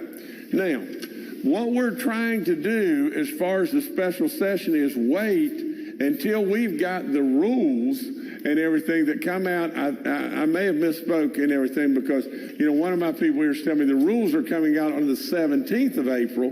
But after the rules come out, we'll know.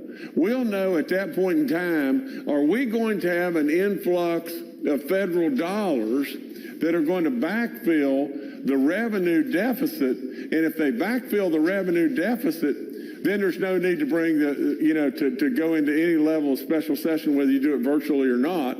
You know, there's no need. Now, but if we see that there's not going to be, you know, a backfilling of the revenue and we're going to fall short, then we've got to bring people back some way or another. We know we can't bring them into, you know, into a big crowd, and we'll have to figure out a way to do it, but we need to find out what the rules are first. Okay, thank you. Let me add one more thing, you know, because this is pretty well out there and everything, and I don't want to put this carrot out there, and it seems so enormous it just blows us all away. But it's already out there enough, so I don't. Again, in an effort of total transparency, here's what can happen. On one of the calls, if you'll look at it from an economic standpoint, on one of the calls, the president, and we all know that there's $300 billion allocated to go to the states.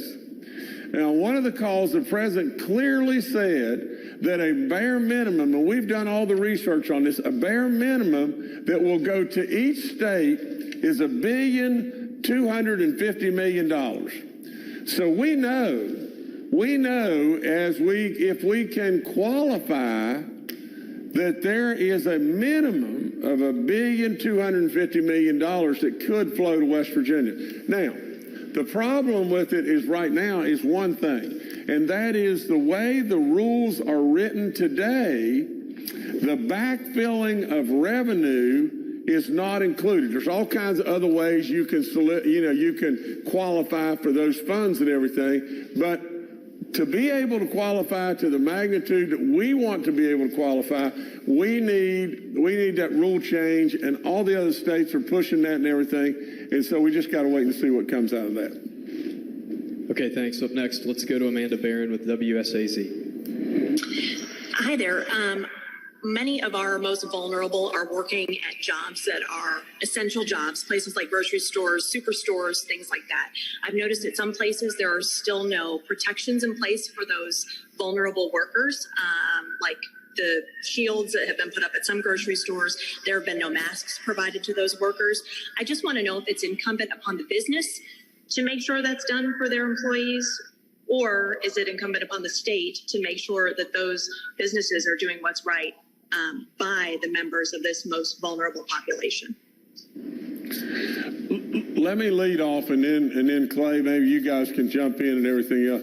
But my answer to that would be, you know, and I don't mean this in a smart alecky way, but the answer to that is yes.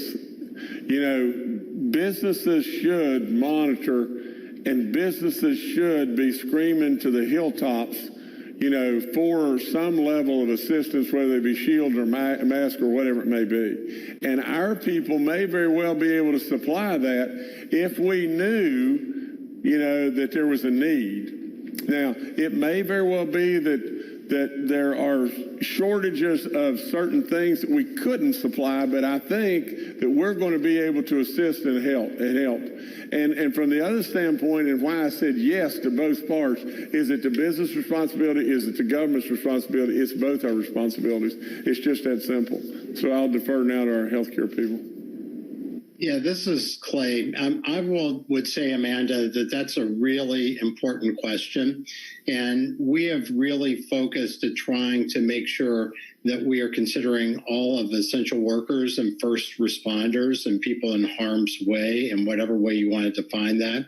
Certainly the National Guard has been very proactive in trying to help train people who might be unloading boxes or who may be coming into contact with materials that they may have questions how to handle. But I think that as we look at our PPE supply, certainly we have focused on medical professionals and first responders, police, fire, EMT. But our essential workforce is also part of what we need to do. And the governor, in my opinion, is exactly right.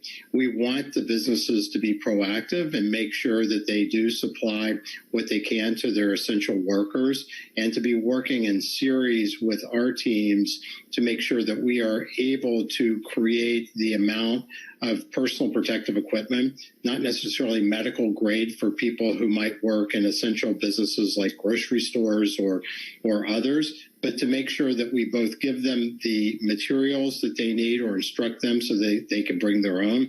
A bandana, a scarf, something like that might be effective for certain types of people. Thinking about the barriers that exist, I think that's a really important issue, but also so that we train them so that they feel safer, that they can protect themselves. So I do agree with the governor. I think it's both. Okay, thank you. Up next, let's go to Anthony Izaguirre with the AP. Governor, are you considering expanding the virus hotspot restrictions to all counties just as a precaution?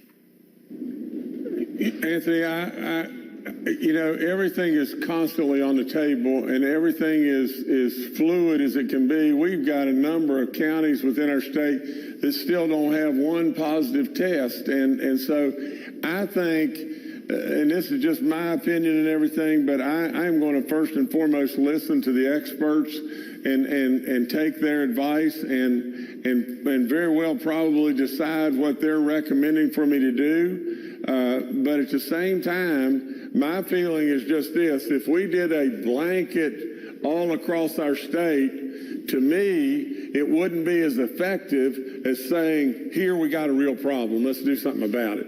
And that's the one thing we don't want people to do in the area that is a real problem. We don't want people to take it lightly. We want people to know just how important and how serious it really is. So to just do it blanket across the state, I don't know that we're prepared to do that, and I don't think it would be nearly as effective.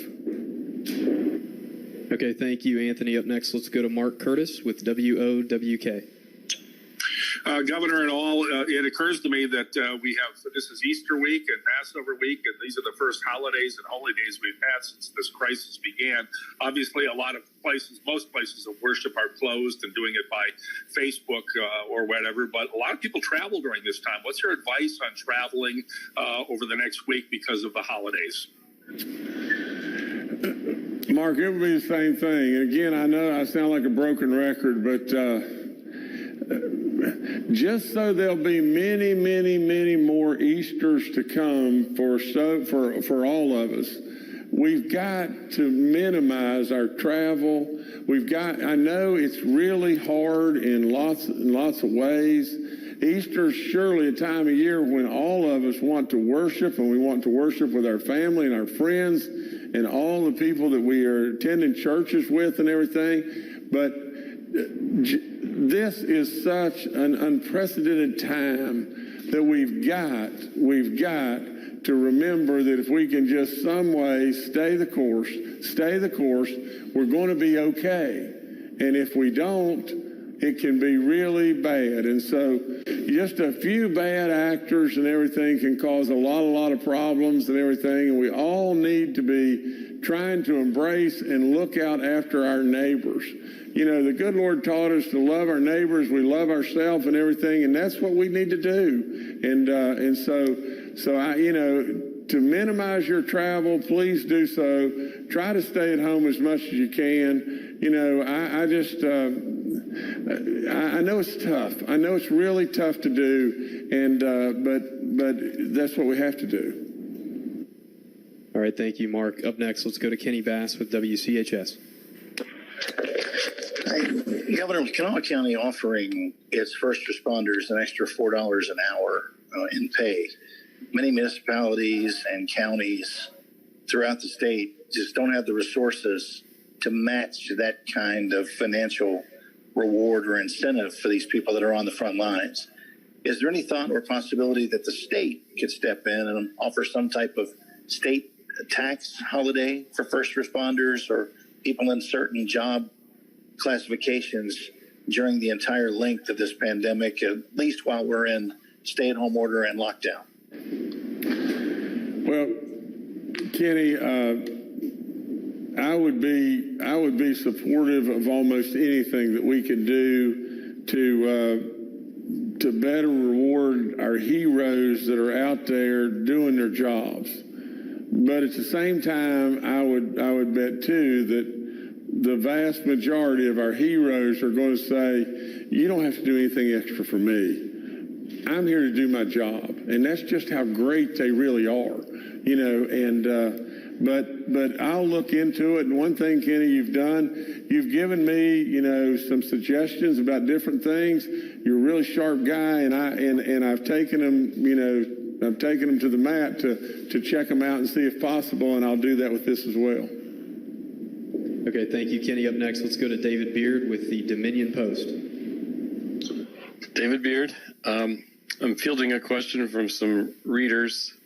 Mon County is one of the hot spots. I think we had 68 positives this morning.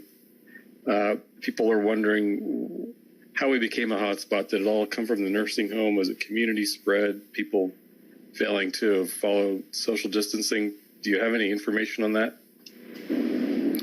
Well, I'm going to defer that, but I'm going to let our medical community follow up on that. But I know what they're going to say. They're going to say, guys, this is everywhere.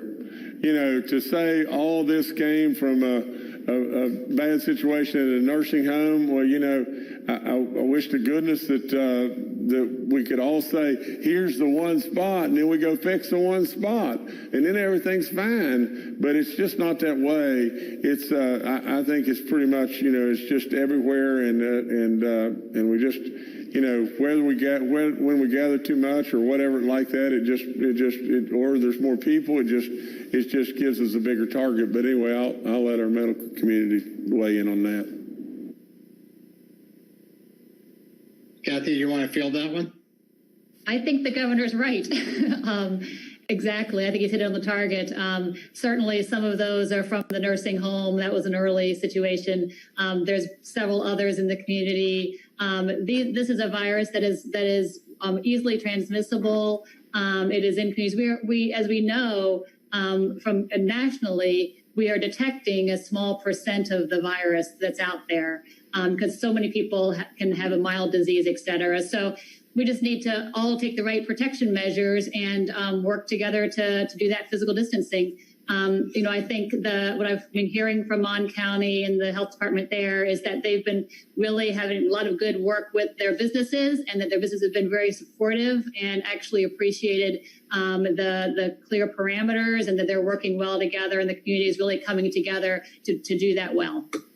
And if I could just add one other thing, that I think any part of West Virginia that interfaces with other areas that have more activity, and so Washington County, Washington, PA, does have more activity, as does Pittsburgh. Just like in the Eastern Panhandle, the Baltimore, Washington area has more activity. So we're always going to see those parts of the state have a higher susceptibility toward having more activity. Our medical community in regard to the tolls and in regard to people taking money and all that kind of stuff. And I think maybe Kathy, you can, I remember I asked about that early on and said, these people, you know, are these people not exposed more than anybody? And I think it was Kathy. I'm not sure exactly who answered that, but there's a good answer to that. Either Clay or I can speak to that. Clearly, that's a group that we want to make sure. The important piece is when you're handling things that you don't move your hands to your mouth, and that you are good hand washing in those kind of settings. That's how it gets picked up, et cetera. So it's really important that our toll booth workers really have good hand protection, good hand sanitizer available, and do those measures. So that's just a critical piece. Clay, do you want to add some further information around that? No, I think that you bring up an important question, and that is not only for our toll workers, which is important for them particularly, but also for everybody. We're handling money all the time and passing it back and forth. So I think that, this pandemic will bring up a whole bunch of different kind of questions. And I agree with Dr. Slump here that we want to make sure that we are training people effectively to do that. There's also probably a good opportunity for people to wear a mask when they're in the toll booth, just from the CDC's guidelines, and that's probably good practice. And just like that, we have spent time to help instruct people that work in stores and other essential businesses. We want to also help train people that work in the toll booths. But I think that as this sort of unfolds, the issue about paper money versus other kinds of electronic currency, I think that becomes an important opportunity for all of us, not just in West Virginia, but across the world.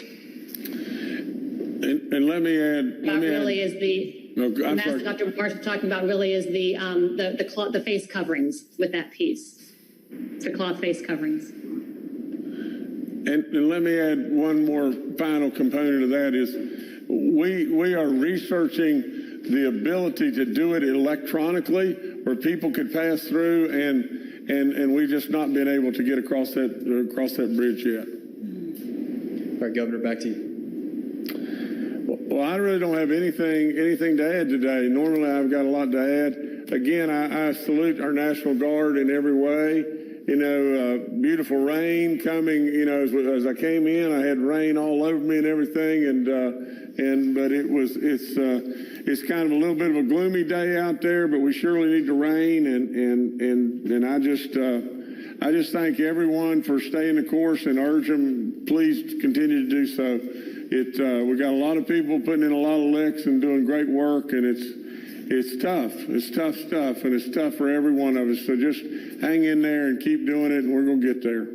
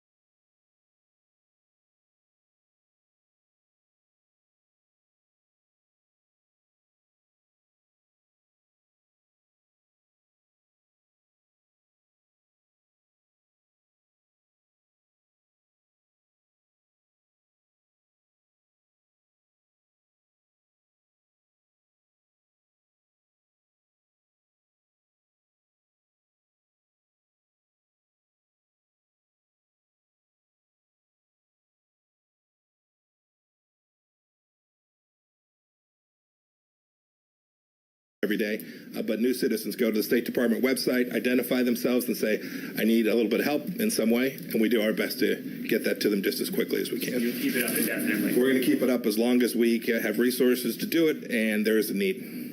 Yes, sir. Mr. Secretary, how many of these staffers have tested positive for coronavirus? Have they been tested, or are they going into quarantine? And what does this do to diplomatic efforts overseas? If you're pulling 50,000 people out of national capitals, nation capitals all over the world. So the vast majority of these 50,000 weren't our officers. These were ordinary citizens who were there traveling for business or for commercial or for their trip of a lifetime. We've seen some of that in the cruise ships, but of course they're stranded all over the world. So our embassies, save for the one that is in Wuhan, which we did pull everybody out of, the rest of our facilities around the world are all open. We've had a handful of our folks now test positive. But we feel like we have a good handle on it, and we're doing everything we can to make sure that not just the State Department officials, but our Department of Defense colleagues that are working on these missions as well are doing so in a way that reduces risk to them and their well-being also. Yes, ma'am. Thank you so much. Do you feel like China withheld critical information from the United States, and will there be any consequences for that? This is not the time for retribution, but it is still the time for clarity and transparency.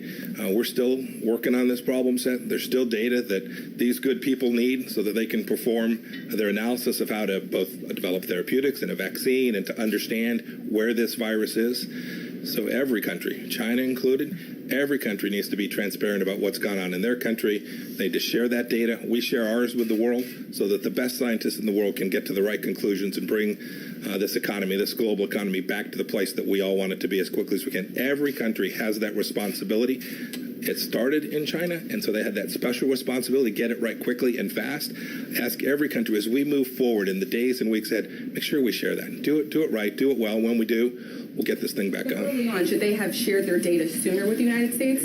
Every country has an obligation to share that information accurately, timely, completely, transparently, and thoroughly, just as quickly as they can gather it. We'll leave for another time to evaluate how everyone did in that.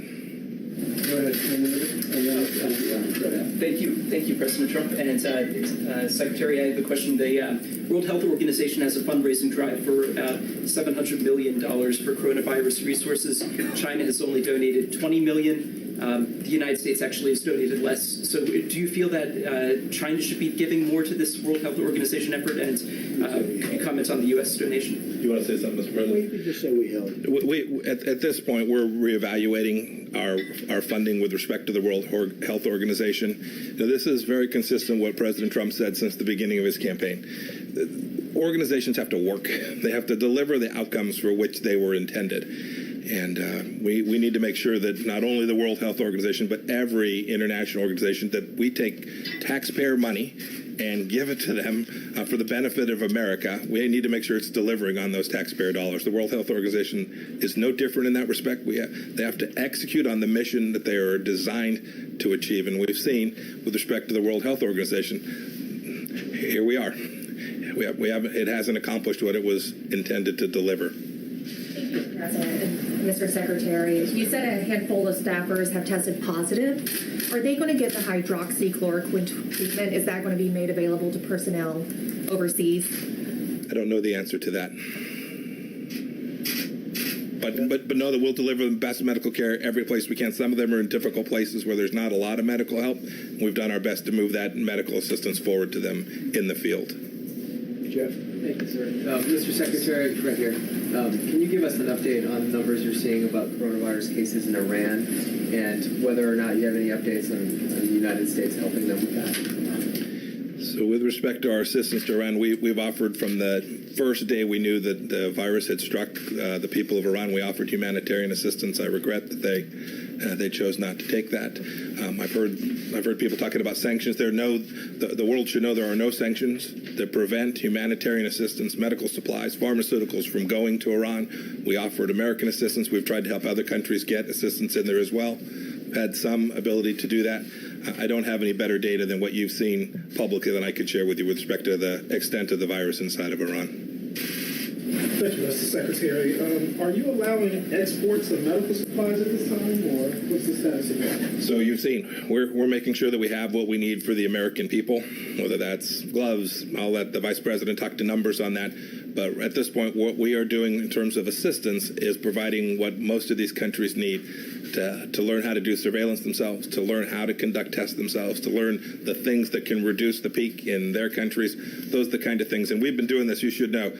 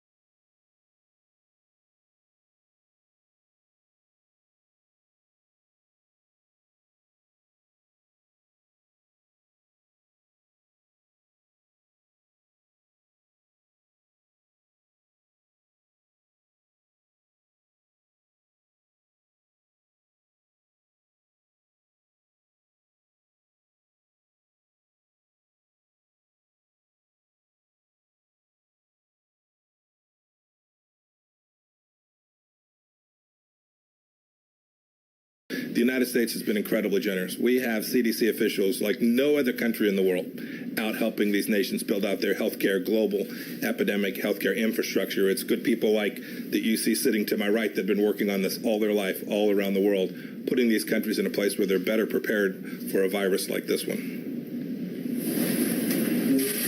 Have any U.S. diplomats or U.S. officials contracted the virus as they've tried to rescue U.S. citizens abroad?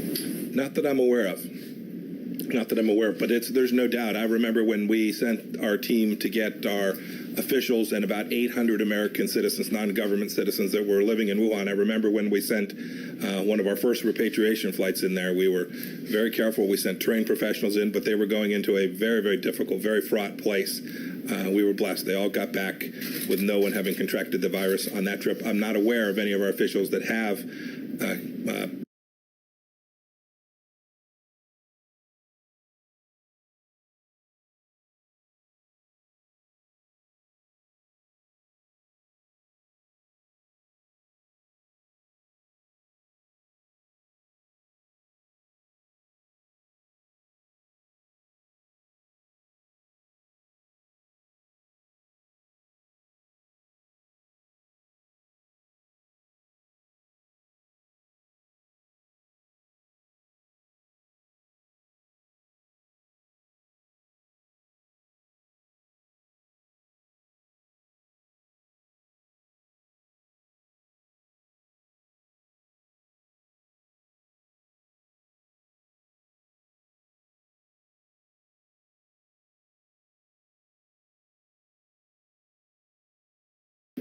had the virus attack them while they were performing their functions, trying to get people back. And we have a number of State Department officials who have COVID-19 now and are working their way through. In fact, we've had 3 fatalities of local employees, not U.S. direct hires, but local people who were working for the State Department and embassies around the world. We've had 3 fatalities so far. So there have been some calls on the World Health Organization for a leadership change there. I was wondering what your thoughts are on that. Senator Martha McSally, for example, has called for Dr. Tedros to resign. I don't want to look. This is not the time to be doing that kind of change. There'll be a lot of time to look back and see how the World Health Organization performed. In the meantime, what our task is to preserve and protect the American taxpayers, to make sure that our resources don't go to places that aren't going to deliver on behalf of the American people in the world. And President Trump and I are determined to do that. Okay. Just a quick follow-up. Let's save it. Can we save it? Just a quick follow-up, sir. On China. You said that China has a responsibility to get correct figures. How would you broadly characterize cooperation with China right now? There's lots of places we've been cooperating, right? They're providing us assistance where we need it. There are places on the ground now where we do have access to the data we need, and we're deeply appreciative of that. They've said they want to cooperate. We're completely prepared to cooperate with them. That cooperation means sharing data, being transparent, being upfront, allowing information to flow freely. That's our expectation, not just of China, though, of every country that is in this place today. We collectively have to work our way through this, and to do that, you have to have really good data. Okay. Great. Thank you, Mr. President. Thank you all. Thank you, Mr. Vice President. Appreciate it. Thanks. Okay, thank you very much. Just a few days, we've delivered nearly 11 million N95 masks to hotspots around the country, as you know, including 6.6 million to New York and New Jersey, 1.8 million to Chicago, 1.7 million to Detroit, and 837,000 to New Orleans. I spoke with the governor of Louisiana a little while ago, and they're doing really pretty well, much better than they thought. They'll be using fewer beds. As you know, we built a hospital. We're about set to complete another hospital, and there's even a possibility they won't need it. That's what we discussed. To date, we've shipped out more than 8,000 ventilators, and we have almost 10,000 sitting there ready to go should we need them, and an additional 2,200 newly manufactured ventilators come online on Monday. We're going to be sending them to various locations just in case they need them. My administration's working with Philips to double their production of ventilators by May and ultimately quadruple production by later this year, high-quality ventilators. We're eliminating bureaucratic barriers to pave the way for Philips' major investments in American manufacturing sites and sales.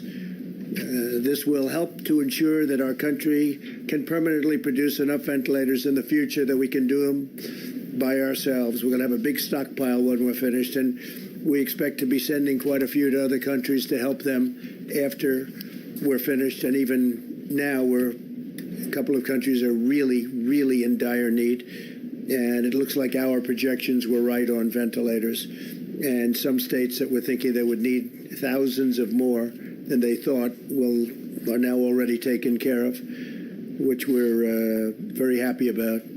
In addition, beginning in May, we'll be receiving almost 300 million new face masks. We're going to have masks of about 300 million. They'll be starting to be delivered in May and during the month of June. So we're ordering a big stockpile, and we're thinking about doing an extra 200 million should we need them, or for the stockpile. So we'll be in a position to have something incredible. So that'll be a total of 500 million masks. And today, 750,000 new protective gowns landed in Dallas, Texas, as a result of a partnership led by the federal government, DuPont, and FedEx. And that's been a great partnership that's worked very well. So we have 750,000 new protective gowns, and these are at a high level, very high quality.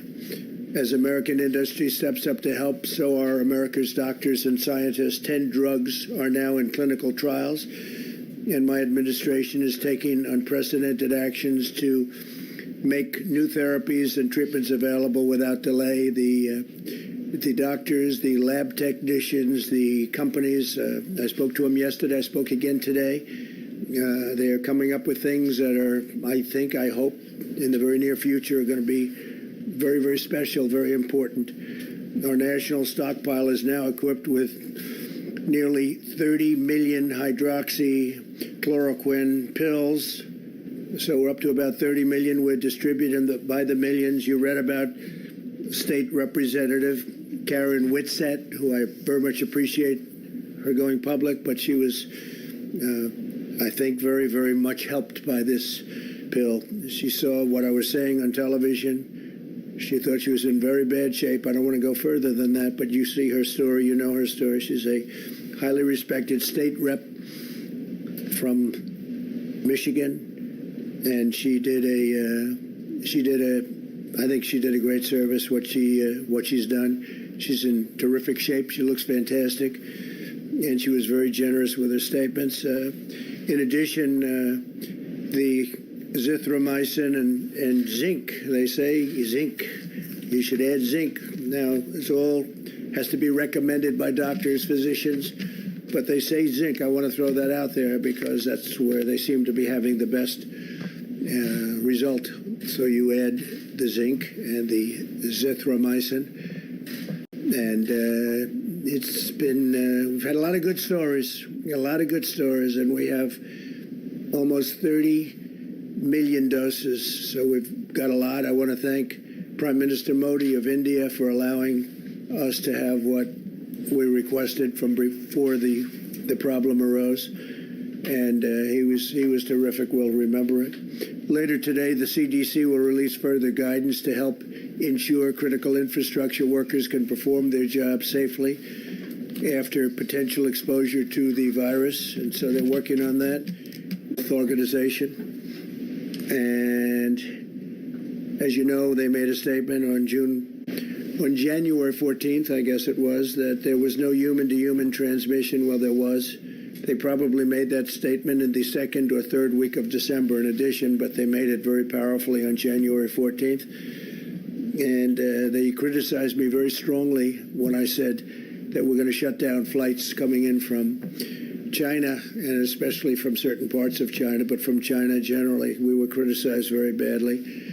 So last year, and for many years, hundreds of millions of dollars has been paid to the World Health Organization, hundreds of millions of dollars a year. And last year was $452 million, and China paid $42 million. Before that, it was $500 million, and China paid less than $40 million. And before that, it was similar numbers in the 400s, 300s, and sometimes even in the 500s of millions of dollars. And China would do proportionally at just a small fraction of that number. And I think they have to get their priorities right. And their priorities are that everybody has to be treated properly, every country. And it doesn't seem that way, does it? It doesn't seem that way. So we're going to do study, investigation, and we're going to make a determination as to what we're doing. In the meantime, we're holding back. We want to see it very unfair. So the United States, $452 million compared to $42 million. That's to the World Health Organization. That's not good. That's not good. Not fair. Not fair at all. And other countries, as you know, also gave very substantially less than the United States. And the World WHO, World Health, got it wrong. I mean, they got it very wrong. In many ways, they were wrong. They also minimized the threat very strongly, and not good. I want to take this opportunity to express the thanks of an extremely grateful nation to the Americans who go to work every day, especially in these critical industries in the midst of the pandemic, to care for and protect and feed American people, including medical personnel, law enforcement, first responders, food suppliers, sanitation workers. And somebody mentioned today, would you please specifically call out cashiers and clerks at grocery stores who are in danger during the pandemic, during the epidemic. They're in danger. They're really in great danger. And they've been incredible, and I want to call them out, to cashiers and clerks. We grew up with cashiers and clerks and grocery stores, and they've been great, and they've really been true American heroes. So I want to call them out because they're working hard, and they're working in conditions that aren't ideal, but soon they'll be ideal again. As we mourn the terrible loss of life for this and from this grave pandemic, we're seeing signs that our aggressive strategy to slow the spread is working. The number of new cases is stabilizing. The number of beds necessary in so many locations. I was watching this morning New York. I was watching Louisiana. You see what's going on. The numbers are changing, and they're changing rapidly, and soon we'll be over that curve. We'll be over that top, and we'll be headed in the right direction. I feel strongly about that. Some terrible days ahead, but we're going to have some wonderful days ahead. And we're going to get this behind us, this terrible thing behind us. Some people will never be able to forget if they had a loved one, if they had a great friend or a friend. But we're going to get it behind us. This is a tribute to the discipline and the devotion of the American people, what we've accomplished. If every American continues to strictly adhere to social distancing guidelines, we can defeat the invisible enemy and save countless lives, that we can do it much more quickly. We're hopefully heading toward a final stretch, the light at the end of the tunnel, as I was saying. As we continue to wage all-out medical war to defeat the virus, we're also fighting an economic war to ensure we can quickly turn to full financial strength. We have to get our country back. We have to get going. Everybody wants to get going. Yesterday, I asked Congress to provide an additional $250 billion to expand the incredibly successful Paycheck Protection Program. You've seen what's gone on there. It's incredible, actually, which is allowing our small businesses to keep employees on the payroll and get ready for the opening. Like a second opening. To protect millions of American jobs, I'm asking Congress to pass additional funding for this program this week as soon as possible. And I think we have pretty good understanding with the Democrats. Hopefully it's going to be bipartisan. We do not have time for the partisan games, and we don't want that, the obstruction or totally unrelated agendas. We want to do this for the small businesses and the workers. And we can do a phase 4, and a phase 4 will be later. This will be an expansion of what we've already done because it's so successful. The $350 billion will be expanded by hopefully $250. And if you look at the kind of loans, thousands, tens of thousands of loans to small businesses, it's a great thing to see. It's turned out to be more successful and more productive than anybody would have thought. But Democrats and Republicans are coming together to get that job done. That's a very important job. In recent days and days ahead will restore America's health and economic might, but also dimensions of our national strength will be brought together, I think we have a chance to be stronger than ever before. We've learned a lot.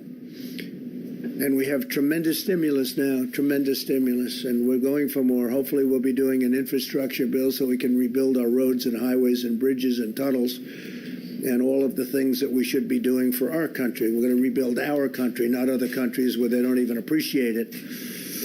As our citizens persevere through this present challenge, we're renewing American unity, and we're replenishing American will, and we are witnessing new American valor each and every day. We see it every day. The daring and determination of our people in this crisis reminds us that no matter how hard it gets, no matter what obstacles we must overcome, Americans will keep on fighting to victory, and we will secure the glorious future that our citizens so richly deserve, especially after going through this nightmare, this evil beast. So we're getting very close, and hopefully hopefully it's on the other side and it will end soon. And I think it will. And I just think that the people of this country are fantastic.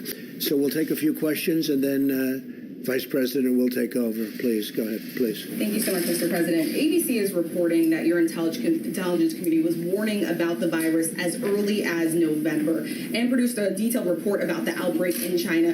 When did you first learn about the intelligence, and could you have acted on it then? Well, when I learned about the gravity of it was sometime just prior to closing the country to China. And when we closed up the flights coming in from China and various other elements, and then, as you know, we closed up to Europe. So I don't know exactly, but I'd like to see the information. Yeah, please. President, a lot of Americans want to see businesses reopen. Yeah, get back so do I, more than anybody.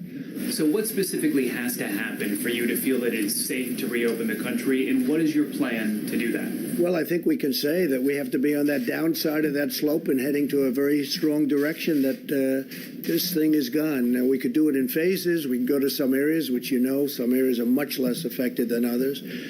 But it would be nice to be able to open with a big bang and open up our country, or certainly most of our country, and I think we're going to do that soon. You look at what's happening. I would say we're ahead of schedule. Now, you hate to say it too loudly because all of a sudden things don't happen. But I think we will be sooner rather than later. But we'll be sitting down with the professionals. We'll be sitting down with many different people and making a determination. And those meetings will start taking place fairly soon. So you wouldn't do that until the health experts tell you it's safe to do it? Yeah, I would rely very heavily on them, yeah. Do you think, is there a system for monitoring and testing that you're looking at? Yeah, we're putting in very heavy testing systems. We have the best testing systems. And again, don't forget, when we look at cases, I'm looking at I'm not going to insult anybody, I'm not going to insult any country, but I'm looking at countries that are showing less cases than us. That's testing. We're testing more than anybody. And you saw exponentially more than anybody by far. And our testing's become, I think it'll end up being a big strength. In fact, the other countries that the media talked about are now calling us for what are we doing and how are we doing it so quickly and where are we getting these tests, because our tests are really good now. They've been proven to be very accurate. Yes, please. Thank you, President Trump. Two quick questions. Yeah, sure. One on infrastructure. Members of your administration and members of Congress have pointed out that the top paid federal employee, it's not the president, it's the head of the Tennessee Valley Authority, and he made $8 million last year. And it's ridiculous. I agree. It's ridiculous. I think it's the highest paid government. Long before I got here, you said Tennessee Valley Authority, right? Has to be the highest paid man in any government. Makes approximately $8 or $9 million. I don't know the gentleman, but he's got a heck of a job. He gets paid a lot of money. He's been there for a long while, hasn't he? This one actually is new, came in April, but the previous one. That's that's separate. But I'm talking about we just have some new people going on the board, I know. But as you know, that's a quasi-public agency. And whoever the head of the agency is, that person makes a lot of money. If I could ask my second question.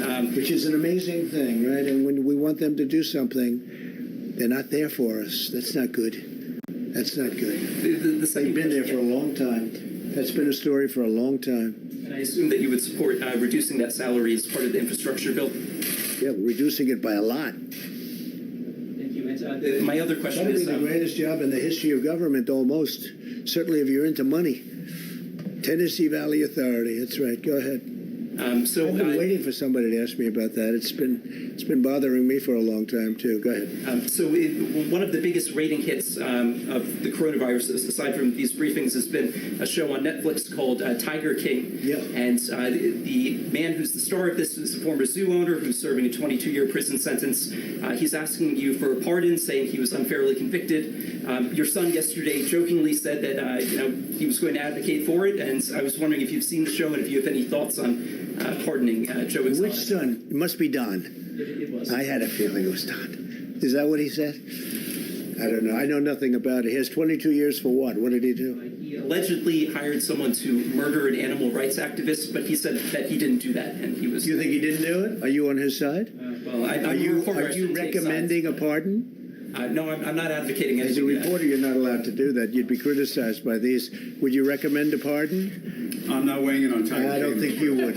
I don't think you would. Go ahead. You have a question? I do like Joe Exotic. I'll take a look. Is that Joe Exotic? That's Joe Exotic. Let me get back to the coronavirus if I can, Mr. President. Yeah. Last week, your top experts were saying that we should expect 100,000 to 240,000 deaths in this country. You've been talking about how it looks like maybe things are plateauing. Are these numbers now being revised downward? I know you don't want people to stop social distancing and that sort of thing, but what can you tell us about the numbers? Are they being revised?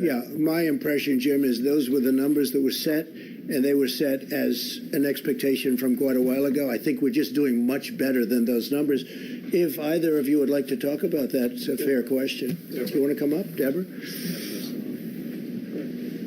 I know Dr. Redcliffe says. Yeah, so I think many of you have done the analysis of the same models that we utilized. And if you do the models of the models, you end up with that range. At the same time, we've carefully looked at Italy and Spain, and we are doing much better in many cases than several other countries. And we're trying to understand that. We believe that our healthcare delivery system in the United States is quite extraordinary. I know many of you are watching the Act Now model and the IHME model and they have consistently decreased the number, the mortality from over almost 90,000 or 86,000 down to 81,000 and now down to 61,000. That is modeled on what America is doing. That's what's happening. And I think what has been so remarkable, I think, to those of us who have been in the science fields for so long is how important behavioral change is and how amazing Americans are in adapting to and following through on these behavioral changes. And that's what's changing the rate of new cases, and that's what will change the mortality going forward, because now we're into the time period of full mitigation that should be reflected within the coming weeks of decreasing mortality. I mean, that's what we really hope to see. We are impressed by the American people. And I think models are models. I've always worked on validating. I spent my life validating models all over the world, and that's why we do surveys and surveillance, and we make sure that what we think is right is right.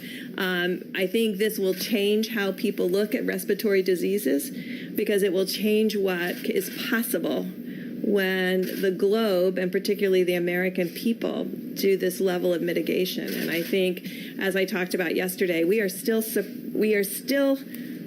in awe, really, of the American people's strength in this and following through. If I could just ask the President. Yeah, I'm going to do that. I'm going to ask Bob to come up just for a second. Director, I think that's it. They have done, everybody has done, everybody a great job. So those were original projections, and we don't want to say anything about beating it yet, but I think we will have a very good chance to beat them very substantially. Bob, please. Thank you, Mr. President. I just want to add to what Ambassador Burke said. I mean, this is a consequence of the commitment of the American people. You know, a lot of us have always had challenges changing behavior, whether if it's exercising regularly or different habits with smoking. When it affects us, what's been remarkable to watch here is how the American public has changed their behavior when it protects the vulnerable. I think that's really what I'm so proud to see. Mr. President, just a follow-up on something from yesterday and a quick just yes or no question. Yesterday you said you had not seen Peter Navarro's memo on the coronavirus back in January, February 23rd. Were you ever briefed on those memos? Did you ever discuss those memos with anybody? I don't remember that. I've now seen the memo. I saw it. It was, Peter sends a lot of memos. I didn't see the memo. As you know, World Health was saying that was not correct because at the time they called it wrong. But I didn't see the memo, but I acted as quickly as people were shocked that I acted so quickly, and everybody thought I was wrong because I did act so quickly, as you know, with respect to closing the borders, with respect not only to China, but with Europe. I closed the borders, and I think that was very important. But no, I didn't see the memo at the time, but I have seen it since. Yeah, please. One other quick question. Let me do a couple of others. We'll go back. The head of the World Health Organization today warned against politicizing. I agree with that. And he said that consequence of this politicization could actually create more body bags. It's a pretty vivid image. I mean, what do you believe the consequences of the U.S. pulling out its funding of the WHO? Well, I think when you say more body bags, I think we would have done, and he would have been much better serving the people that he's supposed to serve if they gave a correct analysis. I mean, everything was, I said, China-centric.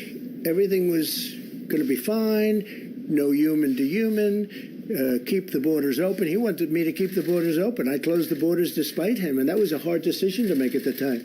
We were all together. We made a decision against the World Health Organization. So when he says politicizing, he's politicizing. That shouldn't be. But look, we spend $450 billion, $452 billion, almost $500 billion last year, hundreds of billions in previous years. And they got to do better than that. They got to do better. When you talk about politics, I can't believe he's talking about politics when look at the relationship they have to China. So China spends $42 million, we spend $450 million.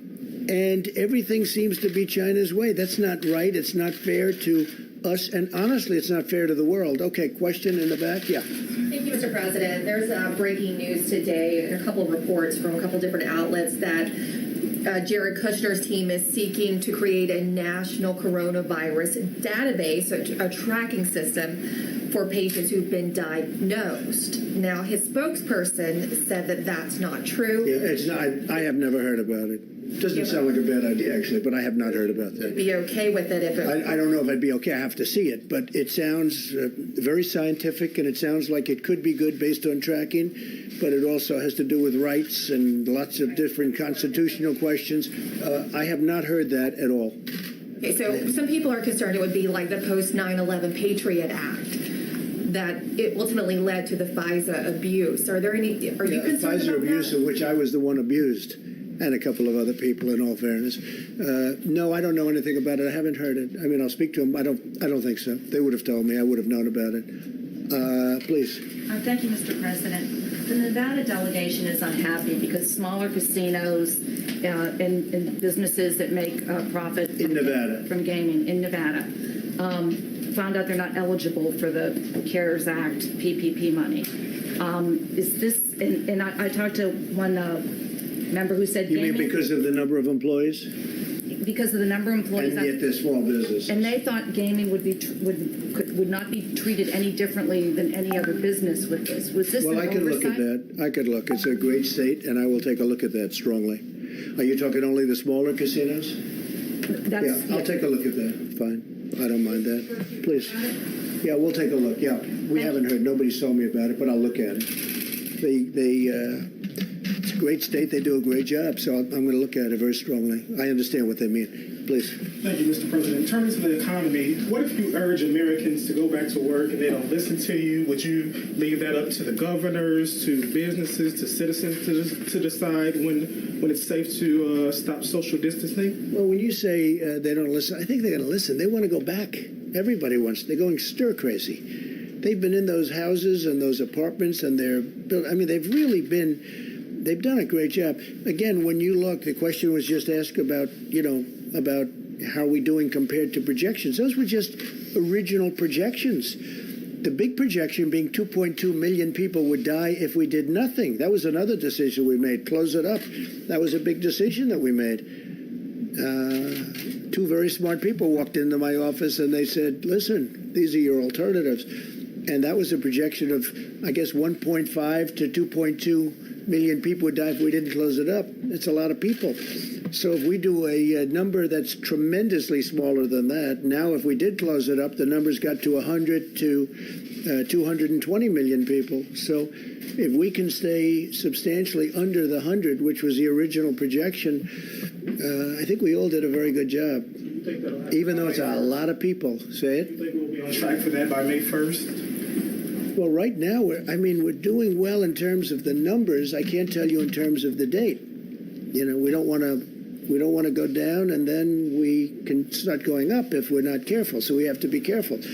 As far as distancing, social distancing, and other things, certainly for a while, at some point that's going away. We'll be able to sit next to each other and everything like we have all our lives. This is a very unique thing. This has not happened anything like this of this magnitude since 1917, 1918, the great pandemic. That was something. But people want to sit next to each other at restaurants. They want to sit next to each other like normal at a football game, baseball game, basketball game, hockey game. No, we want to go back to life. Now, the first period of time, maybe we'll go a little bit slower, and maybe we'll be talking about distancing. But at some point, we expect to be back like it was before. And hopefully it'll never happen. Hopefully it will. If it does happen, it's going to be in 100 years from now. The last one, 1917. That's something. That's a long time ago. And that was a horrible thing. Jim, go ahead. Yeah, I wanted to get back to something you were saying yesterday about people going to Wisconsin and voting in the middle of this pandemic. I mean, really putting their lives on the line. And you said, well, if they do that, vote by mail, perhaps we'll have voter fraud in this country. I just wanted to ask you, voters in 5 states, Utah, Colorado, Hawaii, Washington, and Oregon, all vote by mail. Can you or the White House staff or your campaign provide any evidence to back up your claim that mail-in voting is rife with fraud, like the example you gave of people working in rooms filling out false ballots? You've been talking about voter fraud since the beginning of this administration. Very fair. And where's the evidence of it? I think there's a lot of evidence, but we'll provide you with some, okay? And there's evidence that's being compiled, just like it's being compiled in the state of California, where they settled with Judicial Watch saying that 1 million people should not have been voting. And you saw that? Did you, wait, excuse me. Well, I'm just telling you. I'm telling you, in California, in the great state of California, they settled, and we could have gone a lot further. Judicial Watch settled where they agreed that 1 million people should not have voted, where they were 115 years old and lots of things, and people were voting in their place. What I see, and every one of those states that you mentioned is a state that happens to be won by the Democrats. And if you have a position like me where it's registered, you're here, and we're voting someplace where I'm not. I haven't left the White House in, I guess, months, other than to, ask a ship to, wave it goodbye to New York, which, by the way, is now going, as you know, being used for the purpose that we're talking about, which a lot of people wanted. Wait a minute. Voting doesn't work out well for